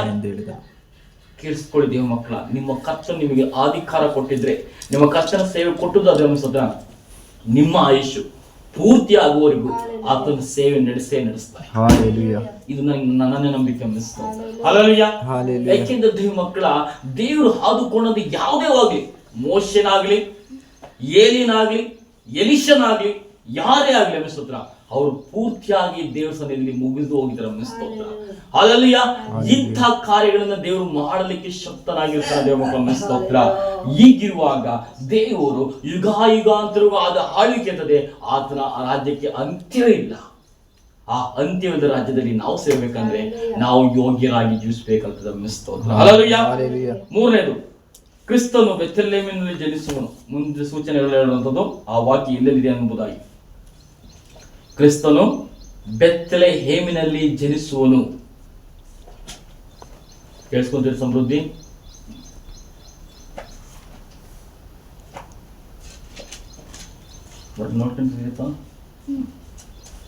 ಮೀಕಾ 5ನೇ ಅಧ್ಯಾಯ 2ನೇ ವಚನ. ಬರ್ಕೊಳ್ಳಿ ವಾಕ್ಯಗಳು. ಬೆಥೆಲೆಹೇಮೇ, ನೀನು ಯಹೂದದ ಗ್ರಾಮಗಳಲ್ಲಿ ಚಿಕ್ಕದಾದರೂ ಇಸ್ರಾಯೇಲನ್ನು ಆಳತಕ್ಕವನು ನಿನ್ನೊಳಗಿಂದ ನನಗಾಗಿ ಹೊರಡುವನು. ಆತನು ಹೊರಡೋಣದ ಮೂಲವು ಪುರಾತನವೂ ಅನಾದಿಯೂ ಆದದ್ದು. ಕೇಳಿಸ್ಕೊಳ್ಳಿದ್ದೀವಿ ಮಕ್ಕಳ. ಸ್ತೋತ್ರ. ಯಾವ್ದಾದ್ರೂ ಒಂದು ಮಗು ಭೂಲೋಕಕ್ಕೆ ಬಂತು ಅಂದ್ರೆ ಅಲ್ಲಿ ದೊಡ್ಡ ಹಬ್ಬ ಮಾಡ್ತಾರೆ. ಸ್ತೋತ್ರ. ಇದು ನನಗೆ ಸೇರ್ಬೇಕಾಗ್ತದೆ ಎಂಬುದಾಗಿ ಸ್ತೋತ್ರ. ಹಾಲೆಲೂಯಾ. ದೇವ ಮಕ್ಕಳ, ಇಲ್ಲಿ ವಾಕ್ಯಗಳನ್ನ ಗಮನಿಸುವ ಸ್ತೋತ್ರ. 5:22 ಏನ್ ಹೇಳ್ತದೆ? ಬೇಕಾದ್ರೆ ಒಂದು ಸ್ತೋತ್ರ 5:2 ಸ್ತೋತ್ರ. ನೀನು ಯಹೂದದ ಗ್ರಾಮದಲ್ಲಿ ಚಿಕ್ಕದಾಗಿದ್ದರು. ಏನಾಗಿದೆ? ಬೆಥೆಲೆಹೇಮ್ ಸ್ತೋತ್ರ. ಹಾಲೆಲೂಯಾ. ಚಿಕ್ಕದ್ದು. ಯಾವುದು ಚಿಕ್ಕದ್ದು? ಇದು ಯಾವ ಗಣಗೆ ಬಹಳ ಅಂತಂದ್ರೆ ಅದನ್ನೇ ದೇವರು ದೊಡ್ಡದಾಗಿ ಮಾಡಕ್ಕೆ. ಹಾಲೆಲೂಯಾ. ಅದಕ್ಕೆ ನೋಡಿ ಸ್ತೋತ್ರ, ನೀನ್ ಹೇಳ್ತೀವಿ ವಾಕ್ಯ ಸ್ತೋತ್ರ. ಗ್ರಾಮಗಳಲ್ಲಿ ಚಿಕ್ಕದಾಗಿದ್ದರು ಇಸ್ರಾಯೇಲನ್ನು ಆಳ್ತಕ್ಕವರು. ಇಸ್ರಾಯೇಲನ್ನು ಆಳತಕ್ಕ ಅರಸರು ಬೇಕಾಗಿದೆ. ಸ್ತೋತ್ರ. ಹಾಲೆಲೂಯಾ. ದೇವ ಮಕ್ಕಳ, ಆ ದಾವೀದನು ಬರೋದಕ್ಕಿಂತ ಮುಂಚೆ ನನಗೆ ಆ ಇಸ್ರಾಯೇಲ್ ನಂಗೆ ಅರಸಬೇಕು ಅಂತ ಕೇಳ್ಕೊಳ್ತಾರೆ. ಓದಿದ್ರ ಸ್ತೋತ್ರ? ಸಾಮುವೇಲ ಪತ್ರಿಕೆಯಲ್ಲಿ ಹೇಳ್ತೇವೆ ಸ್ತೋತ್ರ. ಆಗ ಅವ್ರು ಮಾಡ್ತಾರೆ, ಅರ್ಜೆಂಟಿಗೆ ದೇವ್ರು ಮಾಡ್ತಾನೆ, ಸೌಲನ್ನು ನೇಮಿಸ್ತಾರೆ. ಹಾಲೆಲೂಯಾ. ನಿಜವಾಗೂ ದೇವರು ಆಳ್ವಿಕೆ ಮಾಡ್ತಾರೆ. ಅರಸರು ಬರೋರಿಗೂ ಸೈತಾನನ ಗುಲಾಮರಾಗಿದ್ದು ನಾವು ಗಮನಿಸ್ತಾರೆ. ಹಾಲೆಲೂಯಾ. ಯೇಸು ಸ್ವಾಮಿ ಈ ಲೋಕದ ಶಾಶ್ವತ ಆಳ್ವಿಕೆ ಬಂದಿದ್ದೆ. ಯಾವಾಗ? ಯೇಸು ಕ್ರಿಸ್ತನಿಗೆ ಈ 2000 ವರ್ಷಗಳ ಹಿಂದೆ ಅಂತ ಅಂತೀವಿ, ಮುಂದೆ ಬರ್ತದೆ. ಇವತ್ತು ತಿಳಿಸ್ತಾನೆ ದೇವರು. ಯಾವಾಗ ಬಂದಿದೆ ದೇವರು ಎಂಬುದಾಗಿ. ಹಾಲೆಲೂಯಾ. ಈಗಿರ್ಬೇಕಾದ್ರೆ ದೇವ್ರ ಮಕ್ಕಳ ಸ್ತೋತ್ರ, ಈಗ ಶಾಶ್ವತದ ಆಳ್ವಿಕೆ ಮಾಡ್ತಿದೆ ದೇವರ ಸ್ತೋತ್ರ. ಹಾಲೆಲೂಯಾ. ಈಗಿರ್ಬೇಕಾದ್ರೆ ಮಕ್ಕಳ ಇಸ್ರೇಲನ ಆಳ್ತಕ್ಕವನು ನಿನ್ನೊಳಗಿಂದ ನನಗಾಗಿ ಹೊರಡು. ಯಾರು ಹೇಳ್ತಿರೋದು? ತಂದೆಯಾದ ದೇವರು ತನ್ನ ದೂತರಿಗೆ ಮೀಕನ ಪ್ರವಾದನಿಗೆ ಬೇಡುವಂತ ವಿಷಯ ನಮಿಸ್ತಂತ್ರ. ಅದಕ್ಕೆ ಹೇಳ್ತದೆ ಒಳವನು ಮೂಲವು ಪುರಾತನವು, ಹಳೇದಂತ ಹೇಳ್ತೇವೆ, ಹೊಸ ಅಂತ ಹೇಳಿದೆಯೇ ಮೂಲವು ಇಲ್ಲ, ಅದು ಪುರಾತನವಾದದ್ದೇ, ಅದು ಹಳೇದೇ ಅಂಬುದಾಗಿ ಹೇಳ್ತಾ ಅದು ಹೇಳ್ತದೆ. ಅನಾದಿಯು ಅಂದದ್ದು ಏನು? ಅನಾದಿಯು ಆದದ್ದು ಅಂದ್ರೆ ಹಳೇದಿದು ಅನ್ನಿಸ್ತದೆ, ಅದು ಹೊಸದಾಗಿ ಅದು ರೂಪಿಸ್ತಾ ಇದೆ ಅನ್ನಿಸ್ತದೆ. ಹಲಲಯ್ಯ. ಇವತ್ತ ಬಿದ್ದುವಂತ ಪೋಳಿಗಳನ್ನ ಜೀರ್ಣೋದ್ಧಾರ ಮಾಡಿ ಹೆಂಗ್ ಕಾಣ್ತಿರೋದು? ಅಯ್ಯೋ ಏನಪ್ಪ ಇಲ್ಲಿ ಏನೆಲ್ಲ ಇತ್ತು, ಎಲ್ಲ ಇದಾಗಿತ್ತು, ಇದೇ ನಿಮ್ ಮನೆ ಸೂಪರ್ ಆಯ್ತು ಅಂತ ಹೇಳ್ತಿದ್ರ. ಅದೇ ಜೀರ್ಣೋದ್ಧಾರವನ್ನ ದೇವರು ಪುನಃ ಕಟ್ಟುವನಾಗಿದ್ದಾನೆ ಅನ್ನಿಸ್ತೋತ್ರ. ಯೇಸು ಸ್ವಾಮಿ ಬರುವ ಸೂಚನೆಗಳನ್ನ ನಾವು ತಿಳ್ಕೊಳ್ತಾ ಇದ್ದೀವಿ ಮಕ್ಕಳು ಅನ್ನಿಸ್ತೋತ್ರ. ಅದೇ ಲೂಕನ ಸುವಾರ್ತೆ 4ನೇ ಅಧ್ಯಾಯ 7ನೇ ವಚನ. ಇನ್ನ ಅರ್ಜೆಂಟ್ ಏನ ಆಗ್ತಿದೆಯಾ? ಇದನ್ನ ಹೇಳ್ತಿದೀವ 4:7. 2:4.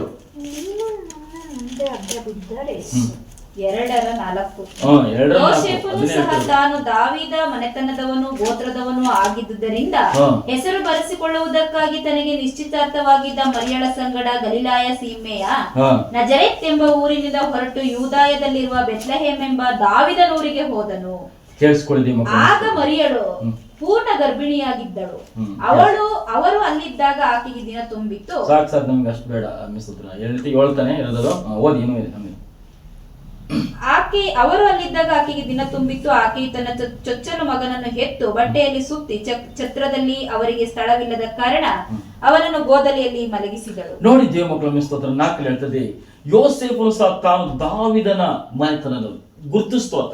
ನೀನ್ ಇಂಥ ಮನೆದವನು, ಇಂಥ ಕುಲದವನ ಮುಂದೆ ಗಮನಿಸಿದ್ರ. ಇವಾಗ ಜಾತಿ ಧರ್ಮ ಅಂತ ಪಡ್ಕೊಳ್ತಾ ಇದ್ದಾರೆ. ಧರ್ಮ ಅಲ್ಲ, ಕುಲ, ಇಂಥ ಮನೆತನ ಅಂತ ಹೇಳ್ತಾ ಗಮನಿಸಿದ್ರ. ಈ ಮನೆತನನು ಗೋತ್ರದನು ಆಗಿದ್ದರಿಂದ ಹೆಸರು ಬರೆಸಿಕೊಳ್ಳುವುದಕ್ಕಾಗಿ ದಾವಿದನ 50 ನಾವೇ ಮಾಡ್ತೀವಿ. ರೇಷನ್ ಕಡೆ ನಮ್ಮ ಹೆಸರು ಬರೆಸಿ ನಮ್ಮ ಮಕ್ಕಳ ಹೆಸರು ಬರೆಸಿ ಹೋಗಿ ಗೊತ್ತಾ, ನೋಂದಣಿ ಮಾಡ್ಕೋಬೇಕು ಅಂತ ಗೊತ್ತಾ. ಅದಕ್ಕೆ ಕಾನೇಶ್ವರಿ ಅಂತ ಹೇಳ್ತೀವಿ. ಆಮೇಲೆ ಅಲ್ಲಯ್ಯ ಕಾನೇಶ್ವರಿ ಬರೆಸ್ಕೊಳ್ಳಲಿಕ್ಕೆ ಹೋಗ್ಬೇಕಾದ್ರೆ ಅಲ್ಲಿ ದಾವಿದನ ಕುಲದವನಾಗಿರ್ಬೇಕಾದ್ರೆ ಅವನು ಏನ್ ಮಾಡ್ತಾನೆ, ಆತನಿಗೆ ನಿಶ್ಚಯಾರ್ಥ ಮಾಡಿಕೊಳ್ಳೋದ್ರಿಂದ ಮರಳ ಸಂಗಡ ಗಲಿಲಾಯ ಸೀಮೆಯ ನಜರೇತ್ ಎಂಬ ಊರಿನಿಂದ. ಊರು ಯಾವ ಊರು ದೇವ ಸ್ವಾಮಿದು? ನಜರೇತ್. ಅಲ್ಲಯ್ಯ ಬೆತ್ಲೆಹೇಮ್ ನಜರೇತ್ ಎಂಬ ನೋಡಿ ನಜರೇತ್ ಎಂಬ ಊರಿನಿಂದ ಹೊರಟು ಯೂದಾಯ ಸೀಮೆಯರು ಬೆತ್ಲೆಹೇಮ್, ಒಂದು ತಾಲೂಕು ಇರ್ಬೋದು, ನಜರೇತ್ ಇರ್ಬೋದು ಅನ್ಸುತ್ತೆ. ಆದ್ರೆ ಬೆತ್ಲೆಹೇಮ್ ಎಂಬ ಆಮೇಲೆ ದಾವಿದನೂರಿಗೆ, ಯಾವರು? ದಾವಿದನ ಊರಿಗೆ ಹೋದನು. ನೋಡಿ ಹೇಳ್ತದೆ ಎಲ್ಲಿಗೆ ಬಂತು ನೋಡಿ, ಹಿಂಗ್ ತಿರುಗಿ ಬಂದು ಹಿಂಗೆ ದಾವಿದನ ಊರಿಗೆ ಹೋಗಿ ಆಗ ಮರಿಯಳು ಪೂರ್ಣ ಗರ್ಭಿಣಿಯಾಗಿದ್ದಳು. ಇನ್ನೇನು ಮಗು ಹೊರಗಡೆ ಬರುವಂತದ್ದಾಗಿತ್ತು. ಅವ್ರು ಅಲ್ಲಿಂದಾಗ ಆಕೆ ದಿನ ತುಂಬಿತ್ತು. ಆಕೆ ತನ್ನ ಚೊಚ್ಚಲ ಮಗುವನ್ನು ಎತ್ತು ಬಟ್ಟೆಯಲ್ಲಿ ಸುತ್ತಿ ಛತ್ರದಲ್ಲಿ ಹೋಗಿ ಸ್ಥಳವಿಲ್ಲದ ಕಾರಣ ಅವನು ಗೋದಲಿಯಲ್ಲಿ ಮಲಗಿಸಲ್ಪಟ್ಟಿತ್ತು. ಅದು ಗುರುತುಗಳನ್ನ ದೇವರು ತೋರಿಸಿದಂತೆ ಮಕ್ಕಳ ಸ್ತೋತ್ರ. ಯೇಸು ಸ್ವಾಮಿ ಎಲ್ಲಿದ್ದಾನು, ಯಾವ ಕಾಲದಲ್ಲಿ ಇದ್ದನು ಎಂಬುದಾಗಿ ಹೇಳಿದ್ರೆ ಇದು ಹೊಸ ಒಡಂಬಡಿಕೆ ಅಳವಡಿಕೆ ಅಂತ ಹೇಳ್ತೇವೆ ತಿಳ್ಕೊಂಡಿದ್ದೇವೆ ಮಕ್ಕಳ. ಎರಡು ಒಂದೇ ಆಗಿದಂತೆ ಈಗ ನಿಮಗೆ ಗಮನ ಬರ್ತಾ ಇದೆ ಅಂತ ಅನ್ಕೊಂಡಿದ್ದೆ ಸ್ತೋತ್ರ. ಅಲ್ಲಿಗ ದೇವರು ಹಳೆ ಕಾಲದಲ್ಲಿ ನನ್ನ ಮಗನ ಕಳಿಸಿ ಕೊಡ್ತೇನೆ ಅಂತ ಹೇಳೋದಾದ್ರೆ ಸ್ತೋತ್ರ, ಆ ಮಗನೇ ಯೇಸು ಕ್ರಿಸ್ತನಾಗಿದೆ ಅಂತಂದಾಗ ಇಲ್ಲಿ ಡಿಬೇಟ್ ಮಾಡುವಂಥದ್ದೇನಿಲ್ಲ, ಎರಡು ಒಂದೇ ಆಗಿದೆ ಸ್ತೋತ್ರ. ಹಲ್ಲೆಲೂಯಾ ಸ್ತೋತ್ರ. ಈಗ 4ನೇದು, ಕ್ರಿಸ್ತನು ಒಬ್ಬ ಕನ್ನಿಕೆಯನ್ನು ಹುಟ್ಟುತ್ತಾನೆ. ಕ್ರಿಸ್ತನು ಕನ್ನಿಕೆಯಿಂದ ಹುಟ್ಟುತ್ತಾನೆ, ಒಬ್ಬ ಕನ್ನಿಕೆಯಿಂದ ಹುಟ್ಟುತ್ತಾನೆಂಬುದಾಗಿ ಆ ವಾಕ್ಯ ಅಳವಡಿಕೆ ಎಲ್ಲಿದೆ ಹಾಗಾದ್ರೆ ಯಾರ್ಯಾರು ಗೊತ್ತಾ? ಒಬ್ಬ ಕನ್ನಿಕೆಯಿಂದ ಹುಟ್ಟುತ್ತಾನೆ ಎಂಬುದು ಯಾವ್ದ್ರಲ್ಲಿ ಕುಮಾರಸ್ವಾಮಿ?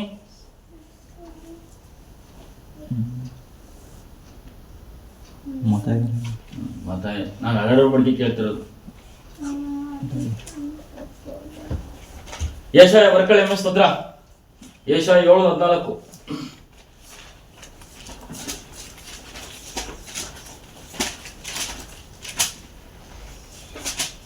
ಇದರಿಂದ ಕರ್ತನು ತಾನೇ ನಿಮಗೆ ಒಂದು ಗುರುತನ್ನು ಕೊಡುವನು. ಯಾವ ಗುರುತನ್ನ ಕೇಳಿಸ್ಕೊಳ್ಳಿ, ಕರ್ತನು ಯಾವ ಗುರುತು ಕೊಡ್ತಾ ಇದ್ದಾನೆ? ಇಗೋ, ಒಬ್ಬ ಕನ್ನಿಕೆಯು ಗರ್ಭಿಣಿಯಾಗಿ ಮಗನನ್ನು ಹಡೆದು ಅವನಿಗೆ ಇಮ್ಮಾನುವೇಲ್ ಎಂದು ಹೆಸರಿಡುವುದು. ನೋಡಿ ದೇವ ಮಕ್ಕಳ, ಒಂದು ಮಗು ಹುಟ್ಟುತ್ತದೆ ಒಂದು ಗುರುತಾಗಿರ್ಬೇಕಾದ್ರೆ ಅದು ಏನು ಹುಟ್ಟುತ್ತದೆ, ಯಾವ ಕೊಡ್ತದೆ ದೇವ್ರಿಗೆ ಗೊತ್ತಿರ್ತದೆ. ಸುಮ್ನೆ ಹುಟ್ಸಲ್ಲ ದೇವ್ರ ಭೂಮಿ ಮೂಲಕದ ಯಾರು. ಆಮೇಲೆ ಅಲ್ಲಯ್ಯ ಹೀಗಿರ್ಬೇಕಾದ್ರೆ ಯೇಸು ಸ್ವಾಮಿ ಬರೋ ಸೂಚನೆಯನ್ನು ತಂದೆಯಾದ ದೇವರು ತೋರಿಸ್ತಾನೆ. ಯೆಶಾಯ 7:14 ಹೇಳ್ತಾರೆ. ಸ್ತೋತ್ರ. ಕುಮಾರಸ್ವಾಮಿ ಒಂಚೂರು. ಈಗ ಒಬ್ಬ ಕನ್ನಿಕೆಯು ಗರ್ಭಿಣಿಯಾಗಿ ಮಗನನ್ನು ಅಡೆದು ಅವನಿಗೆ ಇಮ್ಮಾನುವೇಲೆಂದು ಹೆಸರು ಇಡುವಳು. ಅವನು ಕೆಟ್ಟದ್ದು ಬೇಡ ಒಳ್ಳೆಯದು ಬೇಕು ಅನ್ನುವಷ್ಟು ಬಲ್ಲವನಾಗುವನು. ಒತ್ತಿ ಕೇಳಿಸ್ಕೊಳ್ಳಿ. ಇದರಿಂದ ಕರ್ತನು ತಾನೇ ನಿಮಗೆ ಒಂದು ಗುರುತನ್ನು ಕೊಡ್ತಾನೆ. ಒಂದು ಗುರುತು ದೇವ್ರ ಮಕ್ಕಳು ಕೇಳಿಸ್ಕೊಳ್ಳಿ. ಯೇಸು ಒಂದು ಉಪದೇಶನ ಕೊಡ್ತಿರ್ಬೋದು, ಒಂದೊಂದು ಗುರುತುಗಳನ್ನ ಇಟ್ಟಿರ್ತಾನೆ. ಸುಮ್ಮನೆ ಮಾತಾಡಲ್ಲ. ಹೀಗಿರ್ಬೇಕಾದ್ರೆ ಈಗ ಒಬ್ಬ ಕರ್ತನು ಒಬ್ಬ ಕನ್ನಿಕೆಯನ್ನು ಗರ್ಭಿಣಿಯಾಗಿ ಮಗುವನ್ನು ಹಡೆದು ಸ್ತೋತ್ರ ಅವನಿಗೆ ಇಮ್ಮಾನುವೇಲ್ ಏನ್ ಹೇಳ್ತದೆ? ಇಮ್ಮಾನುವೇಲ್. ಮೋಶೆಗೆ ದೇವರು ಏನ್ ಹೇಳ್ತಾನೆ? ಇರುವಾತನು, ನಾನು ಯಾವಾಗಲೂ ನಿನ್ನ ಸಂಗಡ ಇರ್ತೀನಿ, ಅದಕ್ಕೆ ಇಮ್ಮಾನುವೇಲ್. ಆಮೇಲೆ ಅದಾಗ್ತಿ ಸಮೃದ್ಧಿ ಸ್ತೋತ್ರ. ಇರುವಾತನು ಅಂತ ಹೇಳ್ತಾನೆ. ನೀನ್ ಯಾರಪ್ಪ ಅಂದ್ರೆ ನಾನು ಇರುವಾತನು ಅಂತ ಹೇಳ್ತಾನೆ ಸ್ತೋತ್ರ. ಗುರುತು ಹೇಳ್ತಾನೆ ಎಂದು ಹೆಸರಿಡುವಳು. ಅವನು ಕೆಟ್ಟದ್ದು ಬೇಡ. ನನಗೆ ಕೆಟ್ಟದ್ದು ಬೇಕಂತ ಹೇಳಿದೆ ಬೈಬಲ್. ಕೆಟ್ಟದ್ದನ್ನು ಯಾವ ತಿರಸ್ಕರಿಸುವನಾಗಿರ್ತೀವಿ, ಸತ್ಯದಲ್ಲಿ ನಿಂತ್ಕೊಳ್ಳುವನು ಕೆಟ್ಟವನ್ನ ಪ್ರೀತಿಸುವನಲ್ಲ, ಕೆಟ್ಟದನ್ನ ದ್ವೇಷಿಸುವನಾಗಿರ್ತ. ಅದಕ್ಕೆ ಕೆಟ್ಟದ್ದು ಬೇಡ. ಬರ್ಕೊಳ್ಳಿ, ಇಂಪಾರ್ಟೆಂಟ್ ವಾಕ್ಯಗಳು ಇವತ್ತು. ಆಮೇಲೆ ಸ್ತೋತ್ರ. ಒಳ್ಳೇದು ಬೇಕು, ನಂಗೆ ಸತ್ಯ ಬೇಕು. ಹಂಗೆ ನನಗೆ ಬೇಕಾಗಿಲ್ಲ. ಅಲ್ಲೇ ಮುಂಚೆ ಕೊಟ್ಟಿರೋದು. ದೇವರನ್ನ ಮಗುವಾಗಿ ಬಂದಿಲ್ಲ, ಆ ವ್ಯಕ್ತಿ ಹೆಂಗಿರ್ತಾನೆ, ಯಾಕೆ ಬದುಕ್ತಾನೆ ಎಂಬುದನ್ನ ಗುರುತುಗಳು ಕೊಟ್ಟಿದ್ದಾರೆ.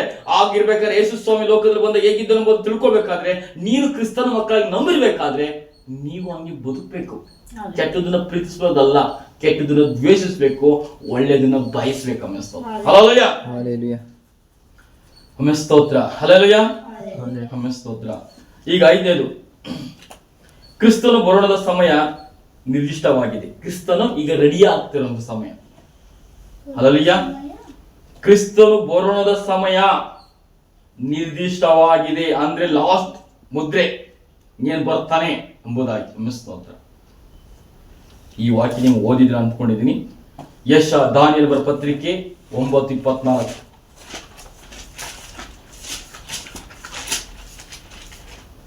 ಇದು ಇಂಪಾರ್ಟೆಂಟ್ ವಾಕ್ಯ. ಅಧರ್ಮವನ್ನು ಕೊನೆಗಾಣಿಸುವುದು. ಒಂದು ನಿಮಿಷ ಎಲ್ಲರೂ ಬೈಬಲ್ ತಿಳ್ಕೊಳ್ಳಿ.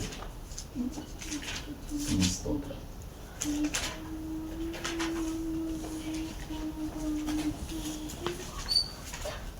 ಒಂಬತ್ತು 24 ಓದಿ. ಈ ದರ್ಶನವನ್ನು ಗ್ರಹಿಸಿಕೋ, ಅಧರ್ಮವನ್ನು ಕೊನೆಗಾಣಿಸುವುದು. ಅಧರ್ಮ ಹೋಗಲಿಕ್ಕೆ ಬರ್ತಾ ಇದೆ. ಯಾವುದು? ಯಾರು ಬರ್ತಾ ಇರೋದು ಅಧರ್ಮ ಹೋಗಲಿಕ್ಕೆ? ಯೇಸು ಸ್ವಾಮಿ. ಹಲ್ಲೆಲೂಯಾ. ಬರುವ ಸೂಚನೆ ಇಲ್ಲಿ ಗುರ್ತಾಗ್ತಿದೆ. ತಾಯಿ ಮಗುವನ್ನ ಅಡಿಬೇಕಾದ್ರೆ ಅಂತದ ಪಡಿ ಬರ್ಬೇಕಾದ್ರೆ ಅವಳಿಗೆ ಬೇನೆಗಳು ಸ್ಟಾರ್ಟ್ ಆಗ್ತವೆ ಅನ್ಸದ್ರ. ಹಾಗೆ ಹೋದ್ರ ಪಾಪಗಳನ್ನು ತೀರಿಸುವುದು, ಪಾಪವನ್ನ ಅದು ತೀರಿಸುವುದು, ಅಪರಾಧವನ್ನು ನಿವಾರಿಸುವುದು, ಅಪರಾಧ ಅನ್ನೋದನ್ನ ಯಾವಲ್ಲೂ ನಿವಾರಿಸುವುದು, ಸನಾತನ ಧರ್ಮವನ್ನು ಸ್ಥಾಪಿಸುವುದು. ನೋಡಿದ್ವಿ ಮಕ್ಕಳ, ಸನಾತನ ಧರ್ಮ ಅಂದ್ರೆ ಯಾವ್ದು? ಸತ್ಯದಲ್ಲಿ. ಇವತ್ತು ತಿಳ್ಕೊಳ್ಳಿ. ಇವತ್ತು ಹಿಂದೂಗಳು ಅದರ ಲೋಕದಲ್ಲಿ ಏನ್ ಮಕ್ಕಳು, ನಾವು ಸನಾತನ ಧರ್ಮದವರು, ನಾವು ಆಗಿಂದ ಬಂದವರು ಅಂತ ಹೇಳ್ರಿ. ಕ್ರಿಸ್ತನ ಮಕ್ಕಳೇ, ಕ್ರಿಸ್ತ ಜೀವಿತದಲ್ಲಿ ಸನಾತನ ಧರ್ಮವಾಗಿ ನಮಿಸುತ್ರ. ಈ ಧರ್ಮವು ಪರಿಶುದ್ಧವಾದ ಧರ್ಮವಾಗಿ ನಮಿಸುತ್ರ. ಹೀಗಿರ್ಬೇಕಾದ್ರೆ ಸನಾತನ ಧರ್ಮವನ್ನು ಸ್ಥಾಪಿಸುವುದು, ಅದು ಯೇಸು ಸ್ವಾಮಿ ಬಂದಾಗ ಸತ್ಯದಲ್ಲಿ ನಿಲ್ಕೊಳ್ತಾನೆ, ಸತ್ಯದಲ್ಲಿ ಜೀವಿಸ್ತಾನೆ, ಸತ್ಯದಲ್ಲಿ ಬದುಕ್ತಾನೆ ಎಂಬುದಿರ್ತದೆ. ಕನಸನ್ನು, ಪ್ರವಾದಿಯ ನುಡಿಯನ್ನು ಮುದ್ರೆ ಹಾಕಿ ಯಥಾರ್ಥ ಮಾಡುವುದು. ಕನಸಾಗಿರುವಂತದ್ದು, ದರ್ಶನಗಳು ಕಾಣುವಂತದ್ದು, ಆ ಪ್ರವಾದಿಗಳು ಏನಿರ್ತದೆ ಮುದ್ರಿಸ್ತದೆ. ಅಂದ್ರೆ ಮುದ್ರಿಸಿದ್ರೆ ಏನ್ ಮಾಡ್ತದೆ? ಏನ್ ಹೇಳ್ತದೆ ಗೀತಾ ಸ್ತೋತ್ರ? ನೆರವೇರಿಸುವಂತದ್ದಾಗಿದೆ. ಓದಿ. ಅತಿ ಪರಿಶುದ್ಧವಾದದ್ದನ್ನು ಅಭಿಷೇಕಿಸುವುದು. ಅತಿ ಪರಿಶುದ್ಧವಾದದ್ದನ್ನು ಅಭಿಷೇಕಿಸುತ್ತದೆ. ಇವೆಲ್ಲ ನೆರವೇರುವುದಕ್ಕೆ ಮೊದಲು, ಇವೆಲ್ಲವೂ ನೆರವೇರುವುದಕ್ಕಿಂತ ಮೊದಲು ನಿನ್ನ ಜನಕ್ಕೂ ನಿನ್ನ ಪರಿಶುದ್ಧ ಪುರಕ್ಕೂ, ನಿನ್ನ ಜನಕ್ಕೂ ಫಸ್ಟ್ ದೇವ್ರು ಬರೋಕ್ಕಿಂತ ಮುಂಚೆ ಏನ್ ಹೇಳ್ತಿದೆ ವಾಕ್ಯ ಗಮನಿಸಿದ್ರ?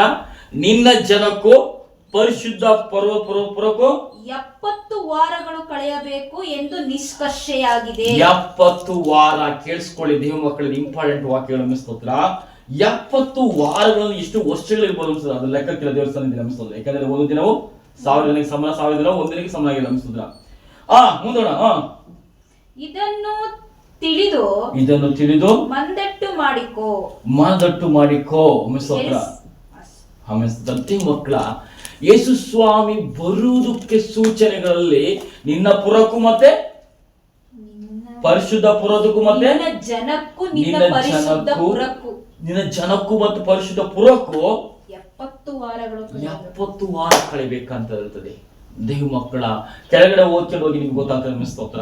ಇದನ್ನು ತಿಳಿದು ಮನದಟ್ಟು ಮಾಡಿಕೊ, ಹಾ. ಯೆರೂಸಲೇಮು ಜೀರ್ಣೋದ್ಧಾರವಾಗಿ ಕಟ್ಟಲ್ಪಡಲಿ ಎಂಬ ಯೆರೂಸಲೇಮನ್ನ ಜೀರ್ಣೋದ್ಧಾರ ಕಟ್ಟುವನು ಯೇಸು ಕ್ರಿಸ್ತನಾಗಿದ್ದಾನೆ. ಅದನ್ನ ಪುನರುತ್ಥಾನ ಪಡಿಸುವನು ದೇವರಾಗಿದ್ದಾನೆ. ಜನರು ತಪ್ಪಿ ಹೋದ ದಾರಿಗಳನ್ನ ಸರಿಯಾದ ಮಾರ್ಗದಲ್ಲಿ ನಡೆಸುವುದು ಜೀರ್ಣೋದ್ಧಾರವಾಗಿರ್ತದೆ. ಸ್ತೋತ್ರ. ಅದೇ ಮಾನಸಾಂತರವಾಗಿರ್ತದೆ. ಸ್ತೋತ್ರ. ಓದಿ ಸ್ತೋತ್ರ. ಓದಿ. ಹಾ ಎಂಬ ದೈವೋಕ್ತಿಯು ಹೊರಡುವುದಂದಿನಿಂದ ಹಾ. ಅಭಿಷಕ್ತನಾದ ಪ್ರಭುವು ಬರುವುದರೊಳಗೆ ಅಭಿಷಕ್ತನ- 7 ವಾರಗಳು ಕಳೆಯಬೇಕು. ಅಭಿಷಕ್ತನಾದ ಪ್ರಭು ಅಂದ್ರೆ ಯಾರು? ಯೇಸು. 7 ವಾರ ಕಳಿಬೇಕಂತ ಹೇಳ್ತಾರೆ. ಸ್ತೋತ್ರ. ಈ 70 ದಿನ ಬರ್ಬೇಕಾದ್ರೆ ತುಂಬಲಿಕ್ಕೆ 7 ವಾರ ಕಳಿಬೇಕು. ಅದು ಪುನಃ ಕಟ್ಟಲ್ಪಟ್ಟು ಪುನಃ ಕಟ್ಟಲ್ಪಟ್ಟು 62 ವಾರ ಇರುವುದು. ಅದು 62 ವಾರ. ಯೇಸು ಸ್ವಾಮಿ ಎಷ್ಟು ವರ್ಷ ಬದುಕಿದ್ದು? 32 ವರ್ಷಗಳು. ಗಮನವಿರಲಿ. ಸ್ತೋತ್ರ. ಇಲ್ಲಿ 70 ವರ್ಷಕ್ಕೆ ಎಷ್ಟು ವರ್ಷಗಳಲ್ಲಿ ಎಷ್ಟು ದಿನಗಳು ಬಂತಲ್ಲಿ? 9 ವಾರಗಳಷ್ಟೇ. ಹೌದಾ? 70 ವಾರ ಕಳಿಬೇಕು ಅಂತ ಇರ್ಬೇಕಾದ್ರೆ ಅಲ್ಲಿ ಎಷ್ಟು ಉಳಿತದೆ? 69 7 ವಾರಗಳು ಕಳೆಯಬೇಕು. 7 ವಾರ. ಇನ್ನೆಷ್ಟು ಉಳಿತದೆ ಅಲ್ಲಿ? 62 ವಾರಗಳು. ಓದಿ ಕೆಳಗೆ ಓದಿ. 62 ವಾರ ಇರುವುದು. ಹಾ. ಅದಕ್ಕೆ ಚೌಕವು ಕಂದಕವು ಇರುವವು. ಅದಕ್ಕೆ ನಿಯಮ ನೀತಿಗಳಿರುವುದು. ಆ ಕಾಲವು ಬಹು ಕಷ್ಟ ಕಾಲ. ಆ ಕಾಲ ಏನೈತಿ? ಯೇಸು ಇದ್ದ ಕಾಲ ಏನು ಕಷ್ಟ ಇತ್ತ? ಸುಖವಾಗಿತ್ತ? ಅಲ್ಲೆಲ್ಲೂಯ್ಯ. ಅದು ಕಷ್ಟ ಕಾಲ. ಯಾಕೆ ಅಂತ ತಿಳಿಸ್ಕೊಳ್ಳಿದ್ದೇವೆ ಮಕ್ಕಳ. ಯೇಸು ಸ್ವಾಮಿ ಬರುವಾಗ ಮಗು ಹುಟ್ಟಾಗಲೇ ಸೈತಾನನು ಹೆರೋದನಿಗೆ ಅಪ್ಪಣೆ ಕೊಟ್ಟನು, ನೀನು ಆ ಮಗು ಚೊಚ್ಚಲ ಮಕ್ಕಳು ಸಂಹರಿಸು ಎಂಬುದಾಗಿ. ನೀನು ಸತ್ಯದಲ್ಲಿ ಬರ್ತೀವಿ ಅಂತಂದ್ರೆ ಆ ಮಗು ಕಷ್ಟ ಇರ್ತದೆ, ಆ ಮಗು ದುಃಖ ಇರ್ತದೆ, ಕಣ್ಣಿರ್ತದೆ, ಸಮಸ್ಯೆ ಇರ್ತದೆ. ಆಗಿರ್ಬೇಕಾದ್ರೆ ಗಮನವಿರಲಿದೆ ಮಕ್ಕಳ. ಮಿಸ್ತ್ರ. ಇದು ಸೂಚನೆಗಳ ಕಾಲಗಳು. ನಿಮ್ಗೆ ಅರ್ಥ ಮಾಡ್ಕೊಳ್ಳಿ. ಜ್ಞಾನವುಳ್ಳವರೇ ಕೇಳಿಸ್ಕೊಳ್ಳಿ. ಮಿಸ್ತ್ರ. ಇದು ಅರ್ಥ ಮಾಡ್ಕೊಳ್ಳಿ. ಮಿಸ್ತ್ರ. ಆ ಮಗುಗೆ ಕಠಿಣವಾದ ಕಷ್ಟಗಳು ತುಂಬ. ಮಿಸ್ತೋತ್ರ. ಕಷ್ಟಗಳು ತುಂಬಾ ಪಟ್ಟಾಗ ಮಿಸ್ತೋತ್ರ ನಾವು ಅದನ್ನು ಅನುಭವಿಸಲೇಬೇಕಾಗ್ತದೆ. ಹೋದಿ. 62 ವಾರಗಳಾದ ಮೇಲೆ ಹಾ. ಅಭಿಷಕ್ತನೊಬ್ಬ ಛೇದಿಸಲ್ಪಡುವನು. ಅಭಿಷಕ್ತರು ಛೇದಿಸಲ್ಪಡುವವರು ಯಾರು ಹಾಗಾದ್ರೆ? ಯೇಸು ಸ್ವಾಮಿ. ಹಾ. ಈ 70 ರೋಗಗಳಿರುವಂತದ್ದು ಸಂಘ ಗುಂಪುಗಳು. ಮಿಸ್ತ್ರ. 62 ವಾರ ಕಳೆದಾಗ 69 ಗ್ಯಾಪ್ ಅಂತ ಅಲ್ಲಿ. ಮಿಸ್ತ್ರ. ಇದೇ ಇಂಪಾರ್ಟೆಂಟ್. ಓದಿ. ಮಿಸ್ತ್ರ. ಹಾ. ಅವನಿಗೆ ಏನು ಇರದು. ಯಾರಿಗೆ? ಯೇಸು ಸ್ವಾಮಿ. ಹಾ. ಏನ ಸಿಗ್ತಲ್ಲಿ? ನುಂಗುವ ಪ್ರಭುವಿನ ಜನರು ನುಂಗುವ ಪ್ರಭುವ ಜನರು ಪಟ್ಟಣವನ್ನು ಪವಿತ್ರಾಲಯವನ್ನು ಹಾಳು ಮಾಡುವರು. ಏನ್ ಮಾಡಿದ್ರಲ್ಲಿ ಇಸ್ರಾಯೇಲರು? ಪಟ್ಟಣ ನುಂಗುವ ಪ್ರಭು ಅಂದ್ರೆ ಯಾರಾಗಾದ್ರೆ? ಪ್ರಭು ಯಾರು? ಪ್ರಭುವಿನ ಜನರು ಪಟ್ಟಣವನ್ನು ಸೈತಾನನ ಜನರು. ಕೇಳಿಸ್ಕೊಳ್ಳಿ. ಯೇಸು ಸ್ವಾಮಿ ಪೂಜೆಯಲ್ಲಿ ಬಲಿಯಾಗೋ ಸಮಯದಲ್ಲಿ ಜನರು ಯಾವ ರೀತಿ ಆಕ್ರೋಶಗೊಂಡ್ರು, ಯಾವ ರೀತಿ ನುಂಗಿದ್ರು ನೋಡಿ. ಈ ಇಂಪಾರ್ಟೆಂಟ್ ವಾಕ್ಯ ಗೂಢಾಗಿ ರಹಸ್ಯವಾಗಿ ಬಚ್ಚಿಟ್ಟಿರುವಂತದ್ದು ಉಪದೇಶಗಳಲ್ಲಿ ತಿಳ್ಕೊಳ್ಳಿ. ಓದಿ. ಸ್ತೋತ್ರ. ನುಗ್ಗುವ ಪ್ರಭುವಿನ ಜನರು ಪಟ್ಟಣವನ್ನು ಪವಿತ್ರಾಲಯವನ್ನು ಹಾಳು ಮಾಡುವರು. ತುಂಬಿ ತುಳುಕುವ ಪ್ರಳಯವು ಪಟ್ಟಣವನ್ನು ಕೊನೆಗಾಣಿಸುವುದು. ನೋಡಿ, ಅಲ್ಲಿ ಇಸ್ರೇಲ್ ಜನರಲ್ಲಿ ಯೇಸು ಸ್ವಾಮಿ ನಂಬಿದವರೆಲ್ಲ ಕೊಲ್ಲಿಸಿರು, ಕೊಂದ್ರು, ಸಾಯಿಸಿರು, ದಾರುಣ ನಿಮಿಷಗಳು ಮಾಡ್ತಾರೆ. ಮುಂದೋಣ. ಹೌದಾ? ಇದು ಇಂಪಾರ್ಟೆಂಟ್ ವಾಕ್ಯ. ಅಂತ್ಯದವರೆಗೂ ಯುದ್ಧವಾಗುವುದು. ನಿಶ್ಚಿತ ನಾಶನಗಳು ಸಂಭವಿಸುವವು. ನಿಶ್ಚಿತ ನಾಶಗಳು ಸಂಭವಿಸುವು. ಆ ಪ್ರಭುವು ಒಂದು ವಾರದ ಮಟ್ಟಿಗೆ ಬಹು ಜನರೊಂದಿಗೆ ದೃಢವಾದ ನಂಬಿಕೆಯನ್ನು ಮಾಡಿಕೊಳ್ಳುವನು. ಯಾರಾಗಾದ್ರೆ ಅವನು? ಸೈತಾನನು ಯೇಸು ಸ್ವಾಮಿ ಪರಲೋಕಕ್ಕೆ ಏರಿ ಹೋದ ಕ್ಷಣದಲ್ಲಿ ನುಂಗೂರು ಒಳಸೇಕೊಂಡ. ಯಾಕೆ? ಕೇಳಿಸ್ಕೊಳ್ಳಿ. ಓದಿ. ಸ್ತೋತ್ರ. ಆ ಪ್ರಭುವು ಒಂದು ವಾರದ ಮಟ್ಟಿಗೆ. ಇವತ್ತು ತಿಳ್ಕೊಳ್ಳಿ. ಇವತ್ತು ಅಧಿಕಾರದಲ್ಲಿರುವಂತ ಯಾರೇ ಸ್ಟಾರ್ಟಿಂಗ್ ಬಂದಾಗ ನಾವೆಲ್ಲ ಕೊಟ್ಬಿಡ್ತೀವಿ ಅಂತಂದ್ರೆ, ನಾವು ದೇಶವನ್ನು ಸರಿಯಾಗಿ ಮಾಡ್ತೀವಿ, ಸಂಪ್ರದಾಯ ಮಾಡ್ತೀವಿ, ಎಲ್ಲ ಫ್ರೀ ಫ್ರೀ ಫ್ರೀ ಅಂತ ಕೊಡ್ತೀವಿ ಅಂತ ತಿಳ್ಕೋಬಹುದು. ಆಮೇಲೆ ಸ್ತೋತ್ರ. ದೇಶದಲ್ಲಿ ಬಂದಂತ ಮೋದಿಜಿಯವರು ಏನ್ ಹೇಳಿದ್ರು? ಕಪ್ಪು ಹಣವನ್ನ ನಾವು ದೇಶಕ್ಕೆ ಮತ್ತೆ ಕೊಡ್ತೀವಿ, ನಿಮ್ಮ ಅಕೌಂಟಿಗೆ 15 ಲಕ್ಷ ದುಡ್ಡು ಕೊಡ್ತೀವಿ ಅಂತ ಎಂಬುದಾಗಿ ಜನರಿಗೆ ಆಸೆ ಆಕಾಂಕ್ಷೆ ತೋರಿಸಿ ಅವರನ್ನು ನಂಬುವಂತೆ ಮಾಡಿದ್ರು. ಇವ್ರು ಎಂಥವರಪ್ಪ, ಇವ್ರು ನಮ್ಮ ದೇಶದಲ್ಲಿ ಎಂಥವ್ರ ಮುಂದೆ ತಿಳ್ಕೊಳ್ಳಂತೆ ಮಾಡಿದ್ರು. ನೆಕ್ಸ್ಟ್ ಓದಿ. ಸ್ತೋತ್ರ ಹೇಳ್ತದೆ. ದೃಢವಾದ ಒಡಂಬಡಿಕೆಯನ್ನು ಮಾಡಿಕೊಳ್ಳುವರು. ಅರ್ಧ ವಾರ ಯಜ್ಞ ನೈವೇದ್ಯಗಳನ್ನು ನಿಲ್ಲಿಸುವನು. ನೋಡಿ, ಸ್ಟಾರ್ಟಿಂಗ್ ಅಲ್ಲಿ ಸೈತಾನನು ನಂಬುವಂತೆ ಮಾಡ್ತಾನೆ. ನಂಬಿ ಎಂತ ದೇವರಪ್ಪ ಎಂಬುದಾಗಿ ಮಾಡ್ತಾನೆ. ಈ ಲೋಕದ ಸ್ತೋತ್ರ. ಆಮೇಲೆ ನೋಡಿ ಸ್ಟಾರ್ಟ್ ಮಾಡ್ತಾನೆ ಅವನ ಆಟಗಳನ್ನ. ಹೇಳಿ. ಅಸಹ್ಯಗಳನ್ನು ಹಾ. ವಾಹನ ಮಾಡಿಕೊಂಡು ನೋಡಿ, ಅಸಹ್ಯಗಳನ್ನ ವಾಹನ ಮಾಡಿಬಿಡಿ. ಯೇಸು ಪುನರುತ್ಥಾನ ಒಂದಾಗಿ ತಮ್ಮ ಸ್ತೋತ್ರ. ಈ ಲೋಕದ ಸಹಿತ ನಾನೇ ಅಂತ ಹಾಳಿಕೆ ಮತ್ತೆ ಸ್ಟಾರ್ಟ್ ಮಾಡ್ತಾರೆ ನಮ್ಮ ಸ್ತೋತ್ರ. ಅಲ್ಲ ಅರ್ಥ ಮಾಡ್ಕೊಂತಿರೋ ವಾಕ್ಯನ. ಹಾಗಿರ್ಬೇಕಾದ್ರೆ ದೇವ್ ಮಕ್ಕಳ ಗಮನವಾಗಿರ್ಲಿ. ಓದಿ. ಅಸಹ್ಯಗಳನ್ನು ವಾಹನ ಮಾಡಿಕೊಂಡು ಹಾ. ಒಬ್ಬ ಘಾತಕನು ಹಾರಿ ಬಂದು ನಿಶ್ಚಿತ ಪ್ರಳಯವು ಅವನನ್ನು ಮುಳುಗಿಸುವ ತನಕ ಹಾಳು ಮಾಡುವನು. ಅವನು ಹಾಳು ಮಾಡೋದಕ್ಕೆ ಹೋಗ್ತಾನೆ. ಆಗ ದೇವ್ರ ಮಕ್ಕಳ ಕೇಳಿಸ್ಕೊಳ್ಳಿ, ಇಷ್ಟ ತಿಳ್ಕೊಂತಾರೆ ಇದು ನಿಜವಾದ ದೇವ್ರು ನಮ್ಮದಲ್ಲ, ದೇವ್ರೇ ಅಂತ ಕೂಗ್ತಾರೆ. ಈ ಬೈಬಲ್ ಇನ್ನೊಂದ್ಸತಿ ಓದಿ, ದಾನಿಯೇಲ ಬರಲಿ ಅಷ್ಟು ಓದಿ ಮನೆಗೆ ಹೋದಾಗ ಗಮನಿಸುತ್ತರ. ಆಗ ದೇವ್ರು ಬಂದು ಅಲ್ಲಿ ಬಂದು ನಡೀತಾರೆ. ಆ ಯೆರೂಸಲೇಮ್ ಪಟ್ಟಣವನ್ನು ಕಟ್ಟಬೇಕಾದ ಪರಿಸ್ಥಿತಿ ಬಂದಿದೆ ಗೊತ್ತಾ? ಆ ಪಟ್ಟಣ ಜೋಡಣೆಗೆ ಪಡ್ಬೇಕಂತ ಅನ್ಸಿದ್ರ ಅಲ್ಲಿ ದೇವರ ಕಾರ್ಯ ನಡೆಯಲಿಕ್ಕೆ. ಇದು ಮುಂದಿನ ಕಾರ್ಯಗಳ ವಿಷಯ ಬರ್ತಾ ಇರೋದು. ಇದು ಪ್ರಕರಣ ಗ್ರಂಥದಲ್ಲೂ ಇದೆ, ಬೈಬಲ್ ತಿಳ್ಕೊಳ್ಳಿ ಅನ್ಸುತ್ರ. ಯಾಕೆಂದ್ರೆ ದೇವ ಮಕ್ಕಳ ಸೈತಾನನು ಒಳಗಡೆ ನುಗ್ಗಿದ್ದಾನೆ. ಹಲ್ಲೆಲೂಯಾ, ಆಮೇಲೆ ಸ್ತೋತ್ರ. ಈಗಿರ್ಬೇಕಾದ್ರೆ ಕೇಳಿಸ್ಕೊಳ್ಳಿ ದೇವ ಮಕ್ಕಳ, ಇದು ನಿಶ್ಚಲವಾಗಿರ್ತದೆ. ಈ 69 ದಿನದ ಮೇಲೆ 70 ವಾರ ಇವೆರಡು ಕೂಡಲ್ಪಟ್ಟಾಗಲೇ ದೊಡ್ಡ ಕಾರ್ಯಗಳು ನಡೆಯಲ್ಪಡ್ತದೆ. ಸ್ತೋತ್ರ. ಆಮೇಲೆ ಮುಂದೆ ಓದಿ ತಿಳ್ಕೊಳ್ತಾರೆ. ಈಗ 490 ವರ್ಷಗಳಾದ ಮೇಲೆ ನೋಡಿ, ಕೇಳಿಸ್ಕೊಳ್ಳಿ, 490 ವರ್ಷಗಳಾದ ಮೇಲೆ ಯೆರೂಸಲೇಮನ್ನು ಪುನಃ ಕಟ್ಟುವುದಕ್ಕಾಗಿ ಕ್ರಿಸ್ತನು ಕ್ರೂಜಲ್ಲಿ ಛೇದಿಸಲ್ಪಟ್ಟವನು. Hallelujah, hallelujah. ತಿಳ್ಕೊಂಡ್ರ?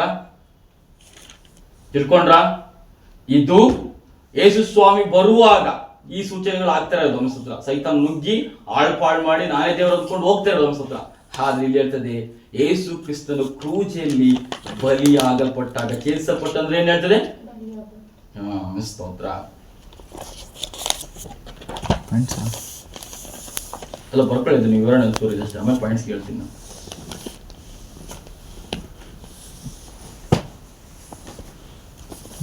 490 ವರ್ಷ, 490 ವರ್ಷಗಳಾದ ಮೇಲೆ ಯೆರೂಸಲೇಮನ್ನು ಪುನಃ ಕಟ್ಟುವುದಕ್ಕಾಗಿ ಯಾರು ಬಂದಿರದಾಗಾದ್ರೆ? ಕ್ರಿಸ್ತನು ಕ್ರೂಜೆ ಮೇಲೆ. ಎಲ್ಲಿ? ಕ್ರೂಜ ಮೇಲೆ ಛೇದಿಸಲ್ಪಟ್ಟನು ಅಂದ್ರೆ ಏನು? ಮರಣ ಹೊಂದಿದನು ಎಂಬುದಾಗಿ ಹೇಳ್ತಾರೆ. ಅರ್ಥ ಆಗಿರ್ತಿರೋದು ಸ್ತೋತ್ರ. ಆಯ್ತಾ? ಈಗ 6ನೇ ಪಾಯಿಂಟ್ಸ್ ಅದರಲ್ಲಿ ಕ್ರಿಸ್ತನ ಆಗಮನವು ದೂತನಿಂದ ಪ್ರಕಟವಾಗಿತ್ತು. ಯಾವ ದೂತನ ಎಂಬುದಾಗಿ ಮುಂದೆ ಹೇಳ್ತದೆ ಸ್ತೋತ್ರ. ಹಲ್ಲೆಲೂಯಾ. ಕ್ರಿಸ್ತನ ಆಗಮನವು ದೂತನಿಂದ ಪ್ರಕಟವಾಗಿತ್ತು.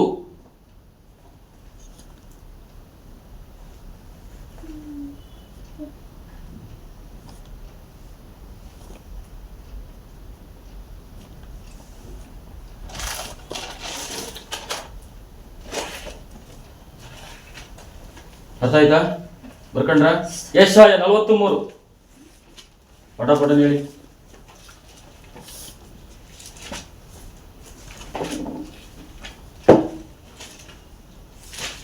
ಅರಣ್ಯದಲ್ಲಿ ಯೆಹೋವನ ದಾರಿಯನ್ನು ಸರಿಪಡಿಸಿರಿ, ಅಡವಿಯಲ್ಲಿ ನಮ್ಮ ದೇವರಿಗೆ ರಾಜಮಾರ್ಗವನ್ನು ನೆಟ್ಟಗೆ ಮಾಡಿರಿ. ಯಾರು ಮುಗಿರೋದು ಇದನ್ನ ಯಾರು ಬರೆದಿರೋದು? ಯೆಶಾಯನು. ಅವಸರ ಹುಡುಗಿ ಯಾರಿಗೆ ಹೇಳಿತ್ತು ಅದು? ಸ್ತೋತ್ರ. ನೋಡಿ, ಯೋಹಾನನಿಗೆ ಕೊಟ್ಟ ಉಪದೇಶ ದೇವರು ಅಲ್ಲೂ ಅದಾಗಿದೆ, ಸುಳ್ಳಾಗಿದ್ಯಾ? ಕೇಳಿಸ್ಕೊಳ್ಳಿ ದೇವ ಮಕ್ಕಳ. ಆತ್ಮನು ಅಂತ ಕೊಟ್ಟಾಗ, ದೂತ ಅಂತ ಕೊಟ್ಟಾಗ ಇಲ್ಲೇನ್ ನುಡಿದನೋ ಅಲ್ಲೂ ಅದನ್ನೇ ನುಡಿತಾನೆ. ನಮ್ಮ ಸ್ತೋತ್ರ. ಕೊರ್ಲೇನ ವಿಷಯದಲ್ಲಿ ಏನ್ ಹೇಳ್ತಾನೋ ಅದನ್ನು ಅಲ್ಲೇ ಮಾಡಿದ. ನಮ್ಮ ಸ್ತೋತ್ರ. ಇದೇ ದೇವರ ಆತ್ಮನ ಕಾರ್ಯ. ಇಲ್ಲೊಂದು ಹೇಳಿ ಅಲ್ಲೊಂದು ಹೇಳೋನು ದೇವ್ರ ಅಲ್ಲ. ಹಲ್ಲೆಲೂಯಾ. ಗಮನವಿರಲಿ ದೇವ ಮಕ್ಕಳ ಸ್ತೋತ್ರ. ಈಗಿರ್ಬೇಕಾದ್ರೆ ಯೆಶಾಯ 43 ಹೇಳುವಂತ ವಿಷಯಗಳನ್ನು ನಾವು ಓದ್ತೀವಿ ಸ್ತೋತ್ರ. ನೋಡಿ, ಅರಣ್ಯದಲ್ಲಿ ಯೆಹೋವನ ದಾರಿಯನ್ನು ಸರಿಪಡಿಸಿರಿ, ಅಡವಿಯಲ್ಲಿ ನಮ್ಮ ದೇವರಿಗೆ ರಾಜಮಾರ್ಗವನ್ನು ನೆಟ್ಟಗೆ ಮಾಡಿರಿ. ಹಲ್ಲೆಲೂಯಾ. ಅದನ್ನೇ ಯೋಹಾನನು ಹೇಳಿದ್ದು ಸ್ತೋತ್ರ. ಕರ್ತನ ದಾರಿಯನ್ನು ನೆಟ್ಟಗೆ ಮಾಡಿರಿ, ಅದರ ಹಳ್ಳ ಕೊಳ್ಳಗಳನ್ನು ಸರಿಪಡಿಸಿರಿ. ಹಲ್ಲೆಲೂಯಾ.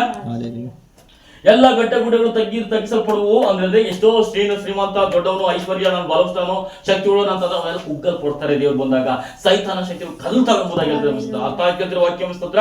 ಎಂತ ಬಲಿಷ್ಠನಾಗಿರ್ಲಿ, ಎಂತ ಅರಸನಾಗಿರ್ಲಿ, ಅಂತ ಯುದ್ಧ ಸೂರನಾಗಿರ್ಲಿ ನಾಶಿಸಿ ಹೋಗ್ತಾನೆ ಆತರ ಬರುವಾಗ ಎಂಬುದಾಗಿ ಹೇಳ್ತದೆ. ಯಾಕೆಂದ್ರೆ ದೇವ್ರ ವಾಕ್ಯ ನೀವು ಚೆನ್ನಾಗಿ ಬೆಳಿಗ್ಗೆ ಓದಿರಲ್ಲ ಸ್ತೋತ್ರ. ಯಾವತರ ಕೈಲಿ ಯುದ್ಧದ ಕೋಲಿದೆ ಸ್ತೋತ್ರ. ಹಲ್ಲೆಲೂಯಾ. ಆಗಿರ್ಬೇಕಾದ್ರೆ ಎಲ್ಲ ಶತ್ರುಗಳನ್ನು ಯುದ್ಧಗಳನ್ನು ಹೊಡೆದು ಜಯಿಸುವನಾಗಿದೆ ಅಂತ ಹೇಳ್ಬೇಕಾದ್ರೆ ಸ್ತೋತ್ರ. ಈಗ ಹೇಳ್ತಿದ್ದ ವಾಕ್ಯ ಸ್ತೋತ್ರ. ಮಲೆನಾಡು ಬಯಲುಸೀಮೆ ಆಗುವುದು. ಮಲೆನಾಡು ಏನಾಗ್ತದೆ? ಬಯಲುಸೀಮೆ. ನಾನು ಹಚ್ಚ ಹಸಿರು ಬೆಳೆದಿದ್ದೀನಿ, ಸೊಂಪ ಬೆಳೆದಿದ್ದೆಲ್ಲ ನಾಶಿಸಿ ಹೋಗುವಂತದಾಗಿರ್ತದೆ ಸ್ತೋತ್ರ. ಹಲ್ಲೆಲೂಯಾ. ಕೊರಕಲ್ಲು ನೆಲವು ಸಮವಾಗುತ್ತದೆ, ಗುಂಡಿ ಆಗಿದೆ, ಮುಚ್ಚಕ್ಕಾಗಲ್ಲ ಅಂತದನ್ನು ಸರಿ ಮಾಡುವಂಥದ್ದು ಕರ್ತನಾಗಿರ್ತಾನೆ. ನಾನು ಸರಿಯಾಗಲ್ಲ, ನಾನು ಬದಲಾಗಲ್ಲ, ನಾನು ನೆಟ್ಟಗಲ್ಲ ಅನ್ನೋದನ್ನ ದೇವ್ರು ಸರಿಪಡಿಸುವಾಗಿರ್ತಾನೆ. ದೇವ ಮಕ್ಕಳ ಸ್ತೋತ್ರ. ಹಲ್ಲೆಲೂಯಾ. ಹಾಲೆಲೂಯಾ. ಯೆಹೋವನ ಮಹಿಮೆ ಗೋಚರವಾಗುವಂಥದ್ದು ಇದು ಸೂಚನೆ. ಒಂದು ಓಡಲ್ಪಟ್ಟಾಗ, ಮುಂದೆ ಸ್ಟಾರ್ಟ್ ಆದಾಗ ಇವೆಲ್ಲ ಆಗುವಂಥದ್ದಾಗಿದೆ. ಸ್ತೋತ್ರ. ಈಗ 7ನೇದು ಆ ಮೆಸ್ಸಿಯನು ದೇವರು ಅಂತ ಹೇಳ್ತೇವೆ. ಆ ಮೆಸ್ಸಿಯನು ಅಂತಂದ್ರೆ, ಮೆಸ್ಸಿ ಅಂದ್ರೆ ಏನು? ಯೇಸು ಸ್ವಾಮಿ. ನನ್ನ ಏನಂತ ಹೇಳ್ತಾರೆ ಮೆಸ್ಸಿಯನ್ ಅಂದ್ರೆ ಏನು? ಒಬ್ಬ ಮೆಸ್ಸಿಯನ್ನ ಕಂಡುಕೊಡು ಅಂತ ಹೇಳ್ತಾನೆ. ಯಾರು ಹೇಳ್ತಾರೆ ನಮ್ಮ ಸ್ತೋತ್ರ? ಫಿಲಿಪ. ಯೇಸು ಸ್ವಾಮಿ ಪ್ರಥಮವಾಗಿ ಶಿಷ್ಯರ ಮಾಡಿಕೊಂಡಾಗ ಮೆಸ್ಸಿಯನನ್ನು ಕಂಡುಕೊಂಡು ಬಂದು ನೋಡು ಎಂಬುದಾಗಿ ಹೇಳ್ತಾರೆ. ಗೊತ್ತಾ? ಫಿಲಿಪ. ಸ್ತೋತ್ರ. ದೇವ್ ಮಕ್ಕಳ ಯೆಶಾಯ 9:6 ಓದಿ. ಸ್ತೋತ್ರ. ಒಂದು ಮಗು ನಮಗಾಗಿ ಹುಟ್ಟಿದೆ ಅಷ್ಟೇ, ವರದ ಮಗನು ನಿಮಗೆ ದೊರೆತನು, ಆಡಳಿತವು ಅವನ ಬಾಹುವಿನ ಮೇಲಿರುವುದು. ಅದ್ಭುತ ಸ್ವರೂಪನು, ಆಲೋಚನಾಕರ್ತನು, ಪರಾಕ್ರಮಿಯಾದ ದೇವರು, ನಿತ್ಯನಾದ ತಂದೆ, ಸಮಾಧಾನದ ಪ್ರಭು ಎಂಬವು ಅವನ ಹೆಸರು.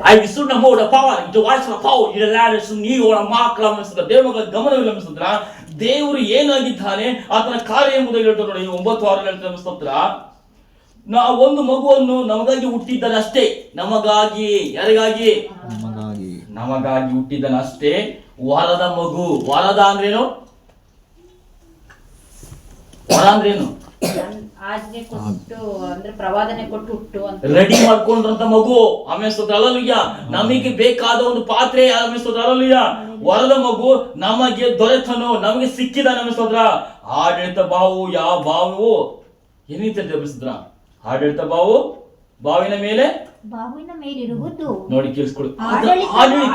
ಅವನ ಬಾಹುವಿನ ಮೇಲಿರುವುದು. ಆಡಳಿತ ಕೇಳಿಸ್ಕೊಳ್ಳ. ಆಡಳಿತ ಅವನ ಬಾವಿನ ಮೇಲೆ ಇರ್ತದೆ. ದೇವರ ಅಧಿಕಾರವು ಈತನಿಗೆ ಕೊಡಲ್ಪಟ್ಟಿದೆ ಎಂಬುದಾಗಿ.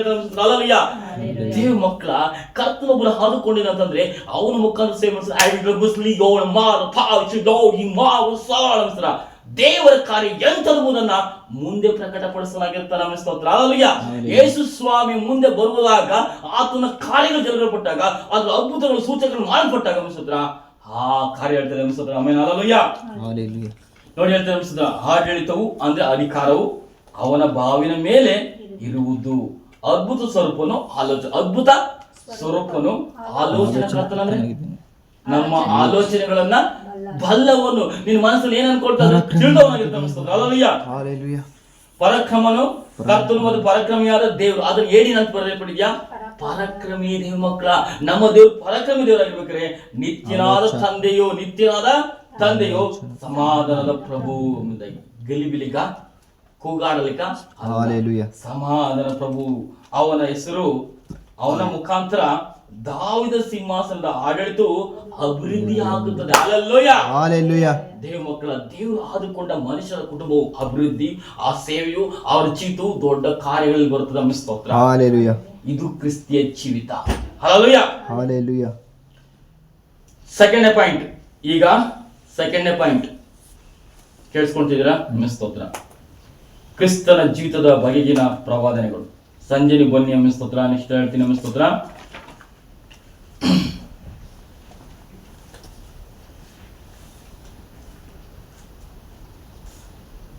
ಸ್ತೋತ್ರ. ಬರ್ಕೊಂಡ್ರ?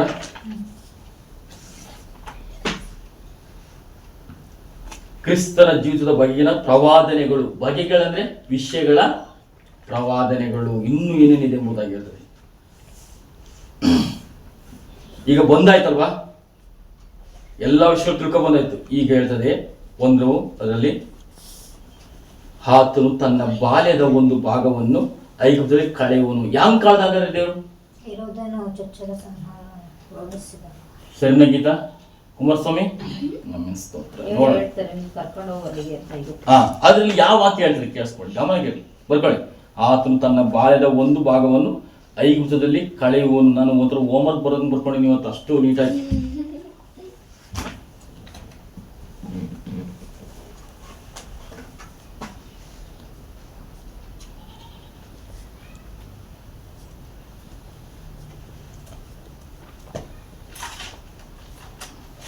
ಆಯ್ತಾ? ಓಶಾಯ 11:1. ಓಶಾಯ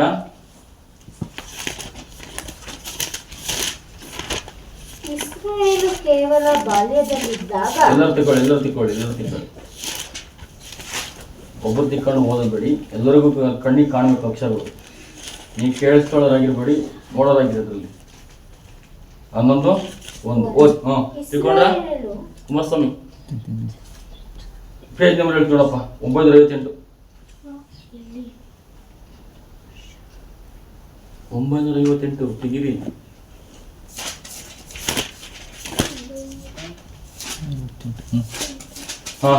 ಓದೀಗ. ಇಸ್ರಾಯೇಲು ಕೇವಲ ಬಾಲ್ಯದಲ್ಲಿದ್ದಾಗ ನಾನು ಅದರ ಮೇಲೆ ಪ್ರೀತಿಯನ್ನಿಟ್ಟು. ನೋಡಿ, ಇಸ್ರೇಲ್ ಅಂದ್ರೆ ಯಾರಿಗೆ ಹೇಳ್ತಿರೋದು? ಯಾರಿಗೆ? ಯೇಸು ಸ್ವಾಮಿ. ಕೇವಲ ಬಾಲ್ಯದಲ್ಲಿದ್ದಾಗ ನಾನು ಅದರ ಮೇಲೆ ಪ್ರೀತಿಯನ್ನಿಟ್ಟು. ಆಮೇಲೆ ಹಲ್ಲೆಲೂಯಾ. ದೇವಪುತ್ರ ವಾತ್ಸಲ್ಯ ಅಂದ್ರೆ ನೋಡಿ, ಮಮತೆ, ಪ್ರೀತಿ, ವಿಶ್ವಾಸ ತೋರಿಸುವಂತ ಅನಿಸುತ್ತ. ಇದರ ಮೇಲೆ ಪ್ರೀತಿನಿಟ್ಟು ಆ ನನ್ನ ಮಗ ಐಗುಪ್ತ ದೇಶದಿಂದ ಕರೆದೆನು. ಐಗುಪ್ತದಲ್ಲಿ ನನ್ನ ಮಗ ನೋಡಿ, ಹೆಂಗಿದೆ ವಾಕ್ಯ ಮಿಸುದ್ರ, ಆ ನನ್ನ ಮಗನನ್ನು ಐಗುಪ್ತದಿಂದ ಕರೆದನು. ಪ್ರವಾದಿಗಳು ಕರೆದ ಹಾಗೆಲ್ಲ ನನ್ನ ಜನರು ದೂರ ದೂರ ಹೋಗುತ್ತಲೇ ಬಂದರು. ನೋಡಿ ಕೇಳಿಸ್ಕೊಳ್ಳಿ ಮಕ್ಕಳ, ದೇವರು ಐಗುಪ್ತಕ್ಕೆ ಕರ್ಕೊಂಡು ಹೋಗಿದ್ದು ಯಾರನ್ನ? ಯೋಸೇಫನನ್ನ. ದೇವರು ಆ ಯೆಹೂದನನ್ನು ಕೊಲ್ಲಬೇಕಾದ್ರೆ ನೀನು ಐಗುಪ್ತಕ್ಕೆ ಹೊರಟೋಗುವುದಾಗಿ ವಾಕ್ಯ ಓದಿದ್ರ? ಸ್ತೋತ್ರ. ಹಾಗಾಗಿ ಅಲ್ಲಿ ಐದು ದೇವರು ಕಳೆದನು ಬಾಲ್ಯದ ವ್ಯವಸ್ಥೆ ಅಂತ ಹೇಳ್ತಾರೆ. ಸ್ತೋತ್ರ. ಹಲ್ಲೆಲೂಯಾ. ಆ ಯೆಹೂದನು ಸತ್ತೋದ್ಮೇಲೆ ನೀನು ಮತ್ತೆ ಆ ಬೆತ್ಲೆಹೇಮಿಗೆ ಬಾ, ಇದಕ್ಕೆ ನಜರೇತಿಗೆ ಬಾ ಅಂತ ದೇವರು ಕರೀತಾನೆ. ಸ್ತೋತ್ರ. ಆ ವಾಕ್ಯಗಳನ್ನ ಓದಿ ಮತ್ತಾಯದಲ್ಲಿ ಇದೆ. ಸ್ತೋತ್ರ. ಹಲ್ಲೆಲೂಯಾ. ಈಗಿರ್ಬೇಕಾದ್ರೆ ದೇವ ಮಕ್ಕಳ ಸ್ತೋತ್ರ, ಈ ವಾಕ್ಯಗಳು ಸತ್ಯವಾಗಿ ಎಂಬುದನ್ನು ನಾವು ಗಮನಿಸೋಣ. ಸ್ತೋತ್ರ. ನೆಕ್ಸ್ಟ್ 2ನೇದರಲ್ಲಿ ಆತನು ಶ್ರಮ ಅನುಭವಿಸುವ ಮತ್ತು ಪಾಪಕ್ಕೆ ಪ್ರಾಯಶ್ಚಿತ್ತವಾಗುವನು. ಶ್ರಮ ಅಂದ್ರೇನು? ಶ್ರಮ ಅಂದ್ರೆ ಏನ್ ಗೀತಾ?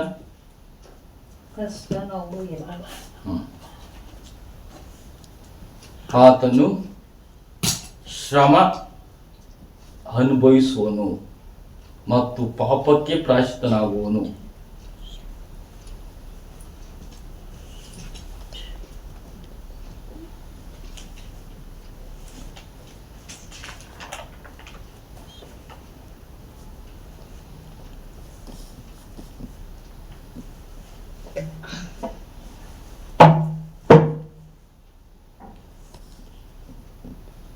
ಹಲ್ಲೆಲೂಯಾ. ಹಲ್ಲೆಲೂಯಾ. ಸ್ತೋತ್ರ. ಒಬ್ಬರಿಗೆಲ್ಲ ಸೌಂಡ್ ಬರ್ತಿರೋದು, ಯಾರಿಗೂ ಸೌಂಡ್ ಬರ್ತಾ ಇಲ್ಲ.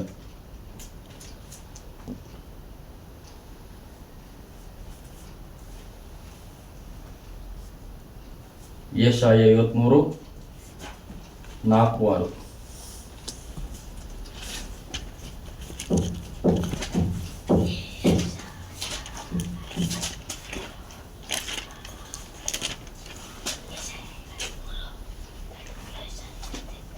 ಹಲೋ 4-6.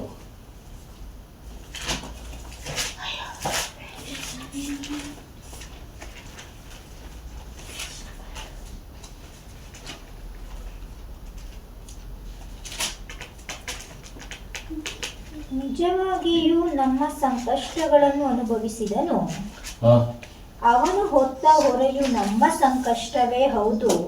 ನಾವಾದರೂ ಅವನು ದೇವರಿಂದ ಬಾಧಿತನು, ಪೆಟ್ಟು ತಿಂದವನು, ಕುಗ್ಗಿಸಲ್ಪಟ್ಟವನು ಎಂದು ಭಾವಿಸಿಕೊಂಡೆವು. ನೋಡಿದ್ದೀವಿ ಮಕ್ಕಳ, ಮಗುವಾಗದಲ್ಲ, ಆತನು ಸಮಸ್ಯೆಗಳಲ್ಲಿ ಕಲ್ವರ್ಷಗಳು ಕೂಜಲಾಗಿದ್ದು ಸಹ ಬೈಬಲ್ ಬರೆದಿದೆ. ಮುಂದೆ ಏನಾಗುತ್ತೆಂಬುದನ್ನು ಬೈಬಲ್ಲು ಹೊಸ ಹಳೆ ಒಡಂಬಡಿಕೆ ಚೆನ್ನಾಗಿ ಗ್ರಹಿಸಿಕೊಂಡಿದೆ. ಯೇಸು ಸ್ವಾಮಿ ಹೇಗೆ ಇದಾತನೆ, ಪುನರುತ್ಥಾನದ ಯಾವುದು, ಎಲ್ಲವೂ ಆದಿಕಾಂಡದಲ್ಲೇ ಇದೆ ಅನ್ನೋ ಸ್ತೋತ್ರ. ಇನ್ನು ಹೊಸ ಒಡಂಬಡಿಕೆ ಇಲ್ಲ ಅನ್ನೋದಲ್ಲ ಅನ್ನಿಸುತ್ರ.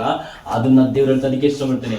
ನಾನು ಸತ್ತು ಮನುಷ್ಯ ಕುಮಾರನು ಸತ್ತು ಪುನರುತ್ಥಾನ ಹೊಂದುವನು ಎಂಬುದು ಹೇಳ್ತದೆ, ಬಾಧಿಸಲ್ಪಡುವನು ಎಂಬುದಾಗಿ ಹೇಳ್ತದೆ. ಈಗಿರ್ಬೇಕಾದ್ರೆ ವಾಕ್ಯಗಳನ್ನ ದೇವರು ಅಲ್ಲಿ ನೆರವೇರಿಸ್ತಾ ಹೋಗ್ತಾನೆ ಅನ್ನಿಸ್ತತ್ರ. ಅದಕ್ಕೆ ಯೆಶಾಯ 53:4 ಹೇಳ್ತದೆ ಅನ್ನಿಸ್ತತ್ರ. 4-3-6 ಓದ್ತಿದೆ, ಓದಿ ನೋಡಿದ್ರೆ ಅನ್ನಿಸ್ತತ್ರ. ನಿಜವಾಗಿ ನಮ್ಮ ಕಷ್ಟ ಸಂಕಷ್ಟಗಳನ್ನು ಅನುಭವಿಸು. ನಾವು ಪಡುವಂತ ಬಾಧೆಗಳನ್ನ ಕರ್ತನು ಅನುಭವಿಸನು. ಅವನು ಹೊತ್ತ ಹೊರೆಯು ನಮ್ಮ ಸಂಕಟವೇ ಹೌದು. ನಾವು ಮಾಡೋ ಪಾಪಗಳಿಂದ ಆ ಕ್ರಿಸ್ತನ ಯೇಸು ಸ್ವಾಮಿ ಬಲಿಯಾಗಿದ್ದಾನೆ. ಆತನು ಬಾಧೆಗಳನ್ನು ಅನುಭವಿಸಿದ್ದಾನೆ. ನಾವಾದರೂ ಅವನನ್ನು ದೇವರಿಂದ ಬಾಧಿತನು. ನಾವಾದರೂ ಅವನು ದೇವರಿಂದ ಬಾಧಿತನು, ಪೆಟ್ಟು ತಿಂದವನು. ದೇವ್ ಮಕ್ಕಳ, ನಾವು ಕ್ರಿಸ್ತನ ನಿಮಿತ್ತವಾಗಿ ಕ್ರೂಜಲ್ಲಿ ಯೇಸು ನಮಗೋಸ್ಕರ ಪ್ರಾಣ ಕೊಟ್ಟನು, ನಮ್ಮ ಪಾಪಗಳಿಗೋಸ್ಕರ ಅದನ್ನು ಒದೆ ತಿಂದನು, ನಮಗೋಸ್ಕರ ಬಾಸುಂಡೆಗಳು ಬರುವುದಲ್ಲ 39 ಚಡಿಗಳನ್ನು ಪುನಃ ಒಡಿಸ್ಕೊಂಡು ನಮಸ್ಕಾರ ಆಗಿರ್ಬೇಕಾದ್ರೆ ಅದಕ್ಕೆ ಹೇಳ್ತಾನೆ ನೋಡಿ ನಮಸ್ಕಾರ, ದೇವರಿಂದ ಬಾಧಿತನು, ಪೆಟ್ಟು ತಿಂದವನು, ಕುಗ್ಗಿಸಲ್ಪಟ್ಟವನು. ಕುಗ್ಗಿಸಲ್ಪಟ್ಟವ ಅಂದ್ರೆ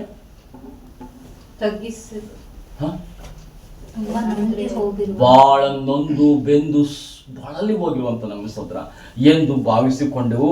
ನಮ್ಮ ದ್ರೋಹಗಳ ದೆಸೆಯಿಂದ, ಯಾರ ದ್ರೋಹಗಳ ದೆಸೆಯಿಂದ? ನಮ್ಮ ದ್ರೋಹಗಳ ದೆಸೆಯಿಂದ ಅವನಿಗೆ ಗಾಯವಾಯಿತು. ಇವತ್ತು ಕೀರ್ತನೆ ಏನಂತ ಹೇಳ್ತದೆ? ನಮ್ಮ ದೆಸೆಯಿಂದ, ನಿನ್ನ ದೆಸೆಯಿಂದ ನಾವು ಬಂತ ವಾಕ್ಯ. ಇಲ್ಲಿ ದೇವ್ರು ನಮ್ಗೆ ದೇವ್ರಿಗೋಸ್ಕರ ನಾವು ತ್ಯಾಗ ಮಾಡ್ಬೇಕಂದ್ರೆ, ದೇವ್ರು ನಮಗೋಸ್ಕರ ತ್ಯಾಗ ಮಾಡಬೇಕಂದ್ರೆ ನಾವು ಆತನಿಗೋಸ್ಕರ ತ್ಯಾಗ ಮಾಡಿ ನಾವು ನಿಂದೆಗಳ ಅವಮಾನ ಸಹಿಸ್ಕೊಳ್ಬೇಕು. ಹಲ್ಲೆಲೂಯ. ಅದಕ್ಕೆ ಹೇಳ್ತದೆ, ನಮ್ಮ ದ್ರೋಹಗಳ ದೆಸೆಯಿಂದ ಅವನಿಗೆ ಗಾಯವಾಯಿತು, ಮತ್ತೆ ನಮ್ಮ ಅಪರಾಧಗಳ ನಿಮಿತ್ತ ಅವನು ಜಜ್ಜಲ್ಪಟ್ಟವನು. ಇವತ್ತು ನಾವು ಜಜ್ಜಲ್ಪಟ್ಟವು ಅಂದ್ರೆ ಯಾರಿಗೋಸ್ಕರ ಹಂಗಾರೆ? Hallelujah, hallelujah. ಕತ್ತು ನಮಗೋಸ್ಕರ ಎಲ್ಲ ಬಾಧಿಸಪಡ್ಬೇಕಾದ್ರೆ, ಎಲ್ಲ ಹೊಂದ್ಕೊಂಡಿರ್ಬೇಕಾದ್ರೆ, ಈಗ ನಾವು ಆತನಿಗೋಸ್ಕರ ಎಲ್ಲ ಸಿದ್ಧರಾಗಬೇಕಾಗಿದೆ ಮಕ್ಕಳ. ನೀನು ಹುಚ್ಚ ಅಂತನೋ, ಕೆಟ್ಟವ ಅಂತನೋ, ಕೊಲೆಗಡ್ಕಂತನೋ, ನಾನತರ ಪಟ್ಟಿರ್ಕಂತನೋ, ನೀನು ಅವೆಲ್ಲ ಸಹಿಸ್ಕೋಬೇಕು. ಯಾರಿಗೋಸ್ಕರ ಗೊತ್ತಾ? ಕ್ರಿಸ್ತನಿಗೋಸ್ಕರ. ಹಲ್ಲೆಲೂಯ. ನಮ್ಮ ಸುಕ್ಷೇಮ, ನಾವು ಸುಖವಾಗಿರಲಿಕ್ಕೆ. ಹಲ್ಲೆಲೂಯ. ನಮ್ಮ ಸುಕ್ಷೇಮವನ್ನು ಉಂಟು ಮಾಡಿದವನ ದಂಡನೆಯನ್ನು ಅವನು ಅನುಭವಿಸುವನು ಅಂತ ಹೇಳ್ತಾರೆ. ನಮ್ಮ ಸುಕ್ಷೇಮವನ್ನು ಉಂಟು ಮಾಡುವ ದಂಡನೆಯನ್ನು ಅವನು ಅನುಭವಿಸ, ನಮ್ಮ ಸುಖವಾಗಿರಲಿಕ್ಕೋಸ್ಕರ ಆತನ ಎಲ್ಲಾ ದಂಡನೆಗಳನ್ನು ಒತ್ತುಕೊಂಡಿದ್ದಾನೆ ನಮ್ಮ ಸ್ತೋತ್ರ. ಹಲ್ಲೆಲೂಯ. ಮತ್ತೆ ಕ್ರಿಸ್ತನ ಬಾಸುಂಡಗಳಿಂದ ನಮಗೆ ಗುಣವಾಯಿತು, ನಾವೆಲ್ಲರೂ ಕುರಿಗಳಂತೆ ದಾರಿ ತಪ್ಪಿ ತೊಳತಿದ್ದೆವು ಎಂಬುದಾಗಿ ಹೇಳ್ತಾರೆ. ಹಲ್ಲೆಲೂಯ.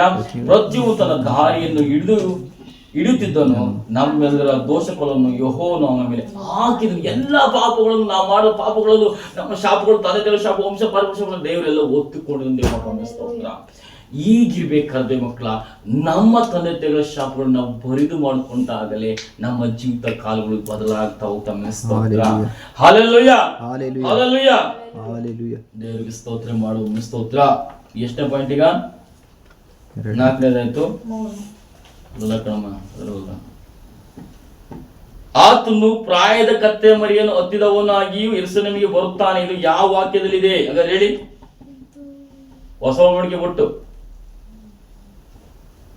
ನೋಡಿ ಹೆಂಗಿದೆ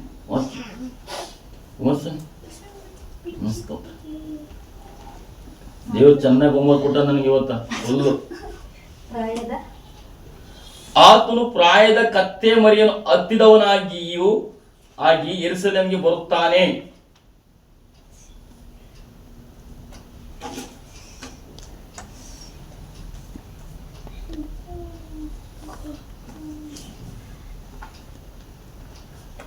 ಯಾವ ವಾಕ್ಯದಲ್ಲಿ ಹೋಗುತ್ತೆ ಸ್ತೋತ್ರ ಗೀತ? ಅಲ್ಲಿ ಬುಕ್ ನೋಡ್ಬೇಡಿ. ಸ್ತೋತ್ರ ಜಕಾರ್ಯ 9:9.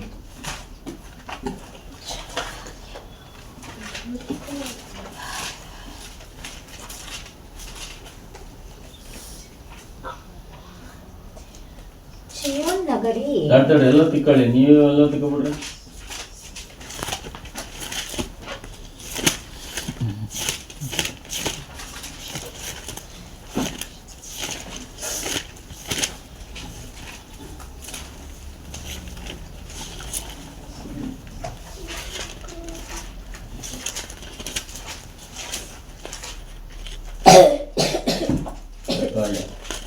ಒಂಬತ್ತು 1500 ಪೇಜ್ ನಂಬರ್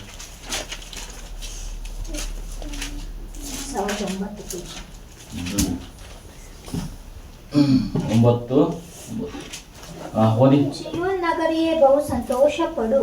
ಚಿಯೋನ್ ನಗರಿಯೇ, ಚಿಯೋನ್ ಅಂದ್ರೆ ಕೇಳಿಸ್ಕೊಂಡಿರೋ ಓದಿ ನಮಸ್ಕಾರ.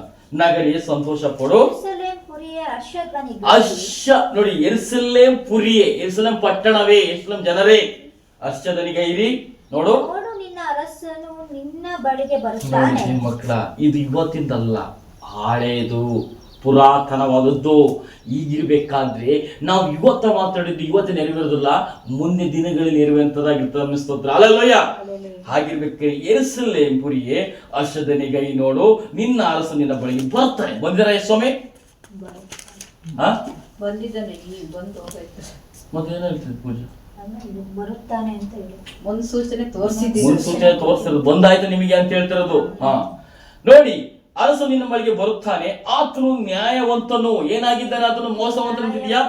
ನ್ಯಾಯವಂತನು, ಸುರಕ್ಷಿತ. ಅಂದ್ರೆ ನಿಮ್ಮನ್ನ ಸುರಕ್ಷಿತವಾಗಿ ಕರ್ಕೊಂಡು ಹೋಗೋ ಸ್ಥಳ ಇದೆ, ಆ ಸ್ಥಳ ಕರ್ಕೊಂಡು ಹೋಗ್ತಾನೆ.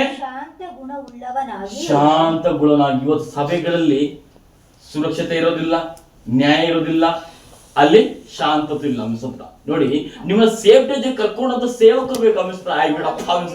ಅನ್ಸುತ್ತ ಅಲ್ಲಲಿಯ. ಅದೇ ರೀತಿ ನ್ಯಾಯದ ಬದುಕುವಂತ ಸೇವಕರು ಬೇಕಾಗಿದ್ದಾರೆ. ಇವತ್ತ ಅನ್ಯಾಯ ಅಕ್ರಮದಲ್ಲಿ ಜೀವಿಸುವಂತ ಎಷ್ಟೋ ಜನ ತುಂಬಿಕೊಂಡಿರ್ತೀವಿ. ನಾನೇ ಪರಲೋಕ ಅಂದ್ರೆ ನೀವು ಪರಲೋಕ ಅಂದ್ರೆ ಯಾಕೆ ಬೇಕು ಈ ಸೇವೆ? ದೇವ್ರ ವಾಕ್ಯ ಹೇಳ್ತಾನೆ ನೋಡಿ, ದೇವ್ ಮಕ್ಕಳ. ಆತನು ಹೇಳ್ತದೆ, ನಿನ್ನ ಬಳಿ ಅರಸನು ಬರುತ್ತಾನೆ, ಆತನು ನ್ಯಾಯವಂತನು, ಸುರಕ್ಷಿತನು, ಶಾಂತ ಗುಣಗುಳನಾಗಿಯೂ ಕತ್ತೆಯ ಅಂದ್ರೆ ಕತ್ತೆಯನ್ನು, ಹೌದು ಏನ್ ಹೇಳ್ತದೆ ಅಲ್ಲಿ ವಾಕ್ಯ? ಪ್ರಾಯದ ಕತ್ತೆ ಮರಿಯನ್ನು ಹತ್ತಿದನಾಗಿ ಬರುತ್ತಾನೆ. ನೋಡಿ ಮಕ್ಕಳ ಸ್ತೋತ್ರ. ಈ ವಾಕ್ಯ ಪ್ರವಾದನೆ ಏನಾಯ್ತು? ನೆರವೇರುತ್ತದೆ ಮಕ್ಕಳ. ಇದು ದೇವ ಮಕ್ಕಳ. ಒಬ್ಬ ದೇವ್ರ ಪ್ರವಾದಿಗಳನ್ನ ನೇಮಿಸಬೇಕಾದ್ರೆ ಸುಳ್ಳು ಪ್ರವಾದಿಗಳಿರ್ತಾರೆ. ಹಲ್ಲೆಲೂಯಾ. ಸುಳ್ಳು ಬೋಧನೆ ಮಾಡಿರ್ತಾರೆ. ಅವಲ್ಲ ಅಮಿಸ್ತೋತ್ರ. ಏನ್ ಹೇಳ್ತಲ್ಲ ಅದನ್ನ ನೆರವೇರಿಸೋನು ನಿಜವಾದ ಪ್ರವಾದಿ. ಅಮಿಸ್ತೋತ್ರ. ಹಲ್ಲೆಲೂಯಾ. ನಿಮಗೆ ಹಿಂಗೇ ಆಗುತ್ತದೆ, ಈ ತರ ಸಮಸ್ಯೆ ಸಿಕ್ಕೊಂಡಿಲ್ಲ, ಈ ರೀತಿ ಬಿಡುಗಡೆ ಓದಿರ್ತಂದ್ರೆ ಬಿಡುಗಡೆ ಹೊಂದಲಿಕ್ಕೆ ನೀವು ಶಕ್ತರಾದ್ರೆ, ಬಿಡುಗಡೆ ಹೊಂದಿದ್ರೆ ನಿಜವಾಗಲೂ ಆ ಪ್ರವಾದಿ ನಿಜವಾಗ್ಲೂ ದೇವರ ಮಗ ಎಂಬುದಾಗಿ ಹೇಳ್ಕೊಳ್ತೇವೆ ಅನಿಸ್ತೋತ್ರ. ಅಲ್ಲಯ್ಯ. ಈ ಬೈಬಲ್ ಅಲ್ಲಿ ಹೇಳುವಂತ ಪ್ರವಾದನೆಗಳು ಯೇಸು ಸ್ವಾಮಿ ಕಾಲಘಟ್ಟದಲ್ಲಿ ನೆರವೇರಿದವು ಅನಿಸ್ತೋತ್ರ. ಹಾಗಿರುವಾಗ ಮಿಸ್ತೋತ್ರ ಏನ್ ಹೇಳ್ತಿದೆ ವಾಕ್ಯ ಮಿಸ್ತೋತ್ರ ಅಂದ್ರೆ ಮಿಸ್ತೋತ್ರ ಪಾಯಿಂಟ್ ಸಿಗೋಣ ಮಿಸ್ತೋತ್ರ. 4ನೇ ಪಾಯಿಂಟ್ಸ್ಗೆ, ಆತನು ಕ್ರೂಜೆಯ ನರಳಾಟದಲ್ಲಿ ಆತನಿಗೆ ಕಹಿಯಾದ ವಸ್ತುವನ್ನು ಬಾಯಾರಿದಾಗ ಉಳಿಯ ದ್ರಾಕ್ಷರಸವನ್ನು ಕೊಟ್ಟರು. ಆತನು ಕ್ರೂಜೆಯ ನರಳಾಟದಲ್ಲಿ ಆತನಿಗೆ ಕೈಯಾದ ವಸ್ತುವನ್ನು ಬಾಯಾರಿದಾಗ ಉಳಿಯ ದ್ರಾಕ್ಷರಸವನ್ನು ಕೊಟ್ಟರು. ಇವತ್ತೊಂದು ಕೀರ್ತನೆ ಓದಿದ ನೆರವೇರ್ತಾ ಅಮಿಸ್ತದೆ ಮಕ್ಕಳ. ಪ್ರತಿಯೊಂದು ವಿಷಯಗಳು ದಾವಿದ ನನಗೆ ಕೊಟ್ಟರು ದೇವರು ಅವನ ವಿಷಯದಲ್ಲಿ ಹೇಳಿರ್ಬೋದು, ಆದ್ರೆ ಮುಂದಿನ ಸೂಚನೆಗಳು ಹೇಳಿದಂತ ಅಲ್ಲಯ್ಯ. ಗಮನವಾಗಿರಲ್ಲ ಮಿಸ್ತೋತ್ರ. ಮತ್ತಾಯ 27:34.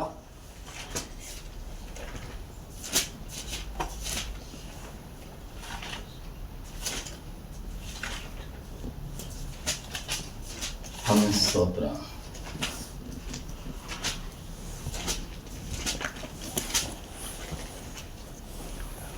ಆಯ್ತಾ ಬರ್ಕೊಂಡ್ರ? 27:34 ಓದಿಗಿತ್ತ.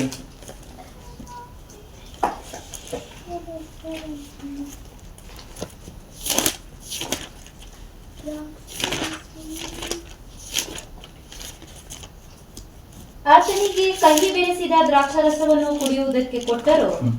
ಆತನು ಅದನ್ನು ರುಚಿ ನೋಡಿ ಕುಡಿಯಲೊಲ್ಲದೆ ಇದ್ದನು. ನೋಡಿ ಮಕ್ಕಳ, ದಾವಿದನ ಕೀರ್ತನೆ ತೆಗೆಯುವ 69 ಓದಿ ಅಮಿಸ್ತದೆ. 69 ತೆಗಿ ಓದಿ. ಏನ್ ಹೇಳ್ತದೆ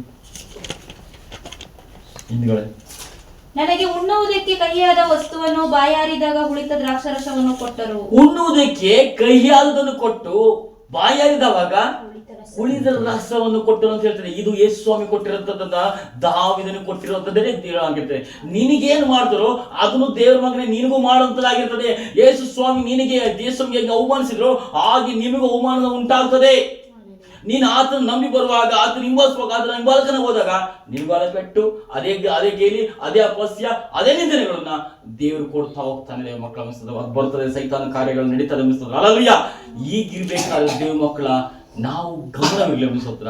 ಇದು ದಾವಿದನಿಗಾದದ್ದು ತಂದೆಯಾದ ದೇವರಿಗೂ ಆಗಿದೆ, ಆತನ ವಂಶವನ್ನು ಹುಟ್ಟಿದಂತ ಯೇಸು ಕ್ರಿಸ್ತನಿಗೂ ಸಹ ಆಗಿದೆ ಅನಿಸ್ತೋತ್ರ. ಈಗ ಅರ್ಥ ಆಯ್ತು ಏನಂತಿರೋದು? ನೀನು ನಂಬಿರೋದು ದೇವ್ರು ಸತ್ಯ ದೇವರು, ಆದ್ರೆ ಎಷ್ಟು ಬಾಧೆ ಕೊಟ್ಟನೋ ನಿಮ್ಗೂ ಅದೇ ಬಾಧೆ ಇರ್ತದೆ. ಅದ್ ನೀ ಸಿದ್ಧನಾಗಿರ್ಬೇಕು. ಹಾಲೆಲೂಯಾ. ಕುಮಾರಸ್ವಾಮಿ ಯಾಕೆ ಸೌಂಡ್ ಇಲ್ವಲ್ಲ? ಸ್ತೋತ್ರ. ಹಾಲೆಲೂಯಾ. ಹಾ ಸ್ತೋತ್ರ. ರೋಮ ಬರಪತ್ರ ಇದು 5ನೇದು ಈಗ ಪಾಯಿಂಟ್ಸ್. ಅದರಲ್ಲೇ ರೋಮನ್ ಪದ್ಧತಿಗಳಿಗೆ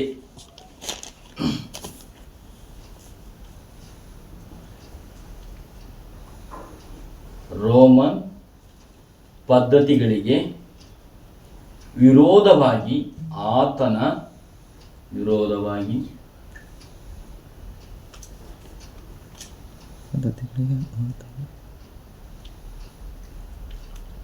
ಎಲುಬುಗಳಲ್ಲಿ ಒಂದಾದರೂ ಮುರಿದು ಹೋಗುವುದಿಲ್ಲ. ಅವರೆಷ್ಟೇ ಹಿಂಸೆ ಪಟ್ಟರು, ಎಷ್ಟೇ ಬಾಧಿಸಿದ್ರು, ಎಷ್ಟೇ ಇದು ಮಾಡಿದ್ರು, ಅಲ್ಲಿ ದೇವ ಮಕ್ಕಳ ಯೇಸು ಕ್ರಿಸ್ತನ ಮೂಳೆ ಯಾವುದು ಸಹ ಮುರಿಲಿಲ್ಲ. ಮುರಿತಾ ಗೀತಾ ಕುಮಾರಸ್ವಾಮಿ ಪೂಜಾ ಇಲ್ಲ. ಕೀರ್ತನೆ 34:20. ಆತನು ಅವನ ಎಲುಬುಗಳನ್ನೆಲ್ಲ ಕಾಪಾಡುತ್ತಾನೆ, ಅವುಗಳಲ್ಲಿ ಒಂದಾದರೂ ಮುರಿದು ಹೋಗುವುದಿಲ್ಲ. ದೇವರು ನಿನ್ನ ಎಲುಬುಗಳನ್ನ ಕಾಪಾಡೋದಾಗಿರ್ತಾನೆ. ಒಂದು ಮೂಳೆ ಮುರಿಯದೇ ಕಾಪಾಡ್ತಾನೆ ಅನಿಸ್ತದ. Hallelujah, hallelujah, hallelujah. ನಿನ್ನ ನಂಬಿದ ದೇವರು ನಿನ್ನನ್ನು ಯಾವತ್ತೂ ತನ್ನ ಅಂಗ ಚಿತ್ರಿಸಿ ಕೊಡ್ತಾನೆ. ದೇವ ಮಕ್ಕಳು ಅನಿಸ್ತದ್ರ. ಯೇಸು ಸ್ವಾಮಿ ಕಲ್ವಾರಿ ಶಿಲುಬೆಗೆ ಮಳೆ ಹೊಡೆದ್ರು, ಇಲ್ಲಿ ಮಳೆ ಹೊಡೆದ್ರಪ್ಪ, ಇಲ್ಲಿ ಹೊಡೆದ್ರು, ಇಲ್ಲಿ ಹೊಡೆದ್ರು, ಇಲ್ಲಿ ಮಧ್ಯ ಸೆಂಟ್ರಿ ಅಂತ ಹೊರತು ಮೂಳೆ ಮುರಿತಾ ಇಲ್ಲ. ಇಲ್ಲಿ ಹೊಡೆದ್ರು, ಇಲ್ಲಿ ಹೊಡೆದು ಆಯ್ತಾ, ಸ್ತೋತ್ರ. ಕಾಲಿಗೆ ಹೊಡೆದು ಮೂಳೆ ಮುರಿತಾ, ಅಲ್ಲಿ ಮಧ್ಯ ಸೆಂಟರ್ ಅಂತ ಇರ್ತದೆ. ಸ್ತೋತ್ರ. ದೇವ ಮಕ್ಕಳ ನಿನ್ನ ಸೃಷ್ಟಿಕರ್ತನನ್ನು ನೀನು ರೂಪಿಸ್ಬೇಕಾದ್ರೆ ಹೇಗಿದೆಯೋ ಹಾಗೆ ಇರ್ತಾರೆ. ಸ್ತೋತ್ರ. ಯಾವ ಮೂಳೆ ನಿನ್ನ ಮುರಿಯಲಿಕ್ಕೆ ಸಾಧ್ಯವಿಲ್ಲ. ಸ್ತೋತ್ರ. ಹಲ್ಲೆಲೂಯಾ. ಈಗಿರುವಾಗ ದೇವ ಮಕ್ಕಳ ಸ್ತೋತ್ರ. ಆ ವಾಕ್ಯ ವಿಮೋಚನಾ ಪತ್ರಿಕೆ ವಿಮೋಚನಾ ಕಾಂಡ ಅದರಲ್ಲಿ 12:46.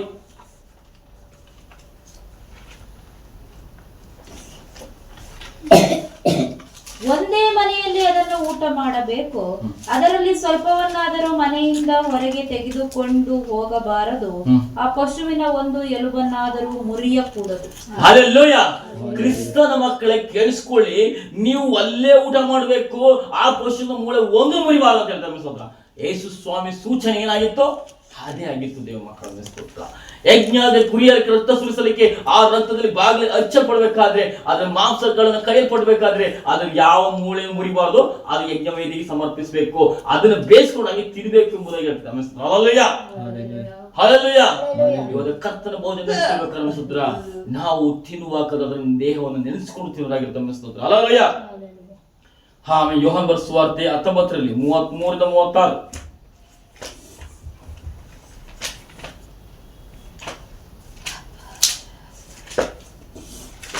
ಯೋಹಾನ್ ಬರೆದ ಸುವಾರ್ತೆ. ಆದರೆ ಯೇಸುವಿನ ಬಳಿಗೆ ಬಂದಾಗ ಆತನು ಆಗಲೇ ಸತ್ತಿರುವುದನ್ನು ಅವರು ಕಂಡು ಆತನ ಕಾಲುಗಳನ್ನು ಮುರಿಯಲಿಲ್ಲ. ಏನ್ ಮಾಡಿರೋ? ಕಾಲುಗಳನ್ನು ಮುರಿಲಿಲ್ಲ. ನೋಡಿ, ಇವಾಗ ಸತ್ತಿದ್ರು ಸಹ ಮುರಿದ ಅಂದ್ರೆ ಸತ್ತಿ ಏನು ಅರ್ಥ ಸ್ತೋತ್ರ ಅಂತಂದ್ರೆ ಸತ್ತಿಲ್ಲ ಇವನು ಅನ್ನೋ ರೀತಿಯಲ್ಲಿ ಇರ್ತೇವೆ ಸ್ತೋತ್ರ. ಮುರಿದಾಕ್ಬಿಟ್ರೆ ಸತ್ವ ಅಂತ ಗೊತ್ತಾಗ್ತದೆ ಅಂತ ಅವ್ರ ಸೂಚನೆ ಸ್ತೋತ್ರ. ಆಗಿರ್ಬೇಕಾದ್ರೆ ದೇವರು ಆದ್ರೆ ಸತ್ತಿದ್ದಾನೆ ಅಂತ ಹೇಳ್ತಿದ್ದೆ. ವಾಕ್ಯ ಗಮನ ಇದೆಯಾ? ಹಲ್ಲೆಲೂಯಾ. ಇವತ್ತ ಸತ್ತರನ್ನ ಕಾಯ್ತು ಅಂತಂದ್ರೆ ಎದ್ದು ಬಂದ್ಬಿಟ್ಟಂದ್ರೆ ಮತ್ತೆ ಇದಾಗ್ಬಿಡ್ತಾವ ಅನ್ನೋದಕ್ಕೋಸ್ಕರ ಕಾಲ್ ಎಲ್ಲಿ ಮಾಡಕತ್ತೆ ನಡೆಯಕ್ಕೆ ಆಗಲ್ಲ. ಆವಾಗ ಜೀವ ಹೋದಾಗ ಮಾತ್ರ ಮುರಿಯಕ್ಕಾಗದು. ಫುಲ್ ಕೋಲ್ಡ್ ಆದ್ರೆ ಮುರಿಯಕ್ಕಾಗಲ್ಲ. ಅದಕ್ಕೆ ಇವ್ರು ಅಲ್ಲೇ ಹೇಳ್ತಿರೋದು ಆಗಲೇ ಸತ್ತಿದ್ದಾನೆ ಅವನು. ಅದಕ್ಕೆ ಹೇಳ್ತಿರೋದು ಕಾಲು ಸತ್ತಾಗಲೇ ಮುರಿಬೇಕು ಅಂತ ಹೇಳ್ಬೇಕಾದ್ರೆ ಸತ್ತೋಯ್ದಾನಲ್ಲಿ ದೇವ್ರು. ಆಗಿರ್ಬೇಕಾದ್ರೆ ಯಾವ ಕಾಲು ಮುರಿಲಿಲ್ಲ ಅಂತ ಸೂಚನೆ ಮಾಡ್ತಾ ಇತ್ತು. ಹಲ್ಲೆಲೂಯಾ. ದೇವರು ಆದುಕೊಂಡ ಮಕ್ಕಳೇ, ಇವಾಗ ಕ್ರಿಸ್ತನ ಮಕ್ಕಳಿಗೆ ಇಸುವರಿಗೆ ಯಾರು ಕಾಲು ಕೈ ಮುರಿಯೋದಿಲ್ಲ, ಅನ್ಯರು ಮಾತ್ರ ಮುರಿತಾರಷ್ಟೇ. ಅರ್ಥ ಕೇಳ್ತಾರ ಸ್ತೋತ್ರ. ಈಗಿರುವಾಗ ಯೇಸು ಸ್ವಾಮಿ ಸತ್ತಂತ ಮನುಷ್ಯನ ಪೆಟ್ಟಿಗೆಯಾಗಿ ಮುಚ್ಚಿ ಊದಾಕೊಡ್ತೇವೆ ಸ್ತೋತ್ರ. ಈಗಿರ್ಬೇಕಾದ್ರೆ ಯಾವ ಕೈ ಕಾಲು ಮುರಿಯಕ್ಕೆ ಸಾಧ್ಯ ಇಲ್ಲ ಸ್ತೋತ್ರ. ಹೀಗಿರುವಾಗ ವಾಕ್ಯ ಓದೋಣ ಸ್ತೋತ್ರ. ಆದರೆ ಯೇಸುವಿನ ಬಳಿಗೆ ಬಂದಾಗ ಆತನು ಆಗಲೇ ಸತ್ತಿರುವುದನ್ನು ಅವರು ಕಂಡು ಆತನ ಕಾಲುಗಳನ್ನು ಮುರಿಯಲಿಲ್ಲ. ಆದರೂ ಸಿಪಾಯಿಗಳಲ್ಲಿ ಒಬ್ಬನು ಈಟಿಯಿಂದ ಆತನ ಪಕ್ಕೆಯನ್ನು ತಿವಿದ ಕೂಡಲೇ ರಕ್ತವು ನೀರು ಹೊರಟಿತು. ಶಿಲುಬೆಯಲ್ಲಿ ಸತ್ತಂತೆ ಸ್ತೋತ್ರ. ಹಾಗಿರ್ಬೇಕಾದ್ರೆ ಮತ್ತೆ ತಿವಿತಾನೆ ಸತ್ತನ ಇಲ್ವಂತ. ಅದರಲ್ಲಿ ರಕ್ತವು ನೀರು ಹರಿತು, ಅವನ ಕಣ್ಣು ಕುರುಡನಾಗಿದ್ದನು ದೇವ ಮಕ್ಕಳ. ಮತ್ತೆ ಅವನ ಕಣ್ಣು ತೆರೆಯಲ್ಪಡ್ತು. ನೋಡಿ, ಶತ್ರು ನಮ್ಗೇನೇ ಮಾಡಿದ್ರು ಸಹ ದೇವ್ರು ಮಾಡ್ತಾನೆ, ಅವನ ಕಣ್ಣು ತೆರೆಯುವಂತೆ ಆ ಪರಿಶುದ್ಧ ರಕ್ತವು ಚಿಮ್ಮಲ್ಪಡ್ತು. ಓದಿರ ವಾಕ್ಯನ? ಸ್ತೋತ್ರ. ನಾನು ಅದನ್ನ ಹೇಳಲ್ಲ. 6ನೇ ಪಾಯಿಂಟ್ಸ್ ಅದರಲ್ಲೇ ಪಾಯಿಂಟ್ಸ್ ಅಂತಂದ್ರೆ ಅದರಲ್ಲೇ ಆತನ ಮೇಲಂಗಿಗಾಗಿ ಚೀಟು ಹಾಕಿದರು. ಚೀಟು ಅಂದ್ರೆ ಏನ್ ಹೇಳಿ?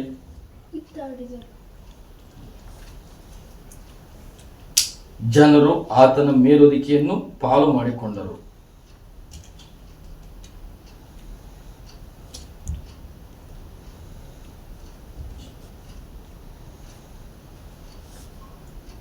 ಆಯ್ತಾ? ಕೀರ್ತನೆ 22:18 ಓದಿ. ಏನ್ ಮಾಡಿದ್ರು ದಾವಿದನ್ನ? ಏನ್ ಹೇಳ್ತಾನೆ ದಾವಿದ?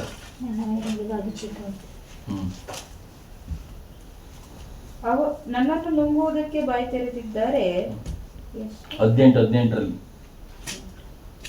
ನನ್ನ ಮೇಲುದಿಕೆಯನ್ನು ತಮ್ಮಲ್ಲಿ ಪಾಲು ಮಾಡಿಕೊಳ್ಳುತ್ತಾರೆ, ನನ್ನ ಅಂಗಿಗೋಸ್ಕರ ಚೀಟು ಹಾಕುತ್ತಾರೆ.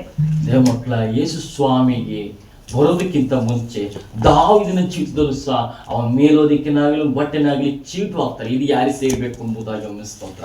ಅದು ಯೇಸು ಸ್ವಾಮಿಯ ಗುರುತಾಗಿ ಕಾಣುವುದಾಗಿರುತ್ತದೆ ದೇವ ಮಕ್ಕಳ ಸ್ತೋತ್ರ. ಯೇಸು ಸ್ವಾಮಿಯನ್ನು ಬಟ್ಟೆಯನ್ನು ಬಿಚ್ಚಿ ಇದು ಯಾರಿಗೆ ಎಂಬುದಾಗಿ ಚೀಟು ಹಾಕಿ ಆ ಬಟ್ಟೆಗೋಸ್ಕರ ಕಿತ್ತಾಡುವುದಾದ್ರ ಸ್ತೋತ್ರ ದೇವ ಮಕ್ಕಳ.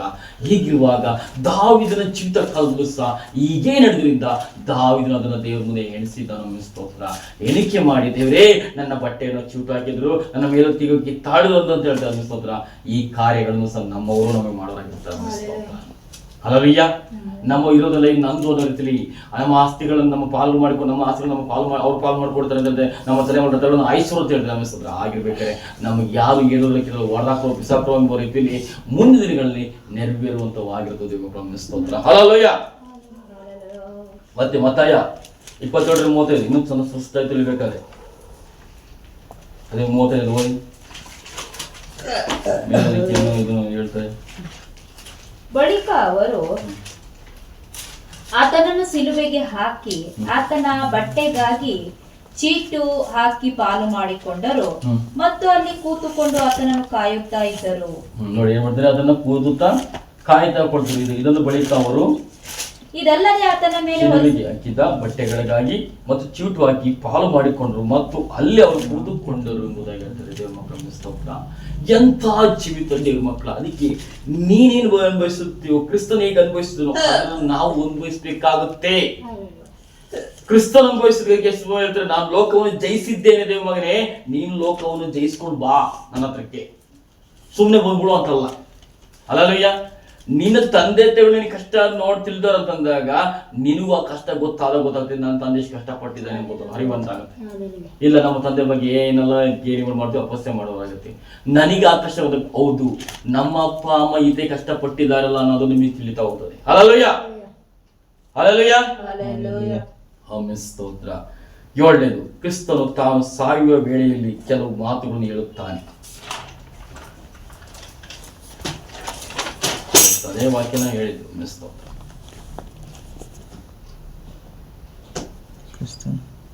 ಕ್ರಿಸ್ತನು ತಾನು ಸಾಯುವ ವೇಳೆಯಲ್ಲಿ ಕೆಲವು ಮಾತುಗಳನ್ನು ಹೇಳುತ್ತಾನೆ. ಕೀರ್ತನೆ 22:1, ನನ್ನ ದೇವರೇ ಯಾಕೆ ನನ್ನ ಕೈ ಬಿಟ್ಟಿ, ಯಾಕೆ ದೂರವಾಗಿದ್ದಿ ಎಂಬುದಾಗಿ ಗಮನಿಸ್ತಾರೆ. ಹಲ್ಲೆಲೂಯಾ.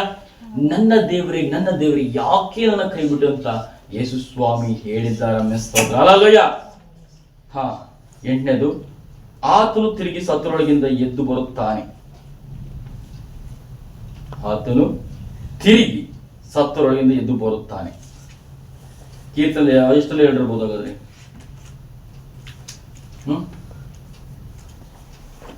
ನಮ್ಗೆ ಹಳೆ ನೋಡ್ತೀನಿ ಬೇಡ ಅಂತ ಎಷ್ಟೋ ಜನ ಏನ್ ಮಾಡ್ತಾರೆ, ಕಿತ್ತಾಕ್ತಾರೆ, ಹೊಡೆದಾಕ್ತಾರೆ.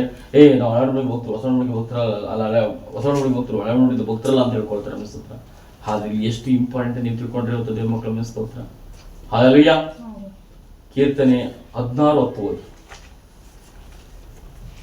ಕೀರ್ತನೆ 16:10. ಯಾಕೆಂದರೆ ನೀನು ನನ್ನ ಜೀವಾತ್ಮವನ್ನು ಪಾತಾಳದಲ್ಲಿ ಬಿಡುವುದಿಲ್ಲ, ನಿನ್ನ ಪ್ರಿಯನಿಗೆ ಅಧೋಲೋಕವನ್ನು ನೋಡಗೊಡಿಸುವುದಿಲ್ಲ. ಹಾಲೆಲೂಯ. ದೇವರು ನಂಬಿದ ಮನುಷ್ಯನಿಗೆ ನರಕ ಎಂಬುದು ತೋರಿಸಲು ದೇವರು, ಅಧೋಲೋಕ ಎಂಬುದು ತೋರಿಸಲು ದೇವರು. ಅದಕ್ಕೆ ದಾವೀದನು ಹೇಳ್ತಾನೆ, ದೇವ್ರೆ ನಿನ್ನ ನಂಬಿದ ಜನರಿಗೆ ಪಾತಾಳಕ್ಕೆ ನೀನು ಬಿಡೋದಿಲ್ಲ, ಭೂಲೋಕದಲ್ಲಿ ನಮ್ಮನ್ನು ಎಲ್ಲಿವರೆಗೂ ಇಡ್ಬೇಕು ಅಲ್ಲಿವರೆಗೆ ಇಡೋನಾಗಿರ್ತಿ ಎಂಬುದಾಗಿ ಆ ವಾಕ್ಯ ಹೇಳ್ತದೆ. ಮಿಸ್ತೋತ್ರ ಅದಕ್ಕೆ ಹೇಳ್ತದೆ 20 ಎಷ್ಟರಲ್ಲಿ ಹೇಳ್ತದೆ ಮಿಸ್ತೋತ್ರ 16 10 ಮಿಸ್ತೋತ್ರ 25 ಮಿಸ್ತೋತ್ರ. ಯಾಕೆಂದ್ರೆ ನೀನು ನನ್ನ ಜೀವಾತ್ಮವನ್ನು ಪಾತಾಳದಲ್ಲಿ ಬಿಡುವುದಿಲ್ಲ, ನಿನ್ನ ಪ್ರಿಯನಿಗೆ ಅಧೋಲೋಕವನ್ನು ನೋಡಗೊಳಿಸುವುದಿಲ್ಲ. ನರಕಕ್ಕಾಗಲಿ ಮತ್ತೆ ಪಾತಾಳಕ್ಕಾಗಲಿಕ್ಕೆ ನೀನು ಬಿಡುವುದಿಲ್ಲ. ಯೇಸು ಸ್ವಾಮಿ ಅದನ್ನ ಜಯಿಸಿದನು. ಆಗಿರ್ಬೇಕು. ಅಪೊಸ್ತಲರ ಕೃತ್ಯದಲ್ಲಿ ಹೇಳ್ತದೆ 1-2-3. ಅಪೊಸ್ತಲರ ಕೃತ್ಯ 1ನೇ ಅಧ್ಯಾಯದಲ್ಲಿ 2-3.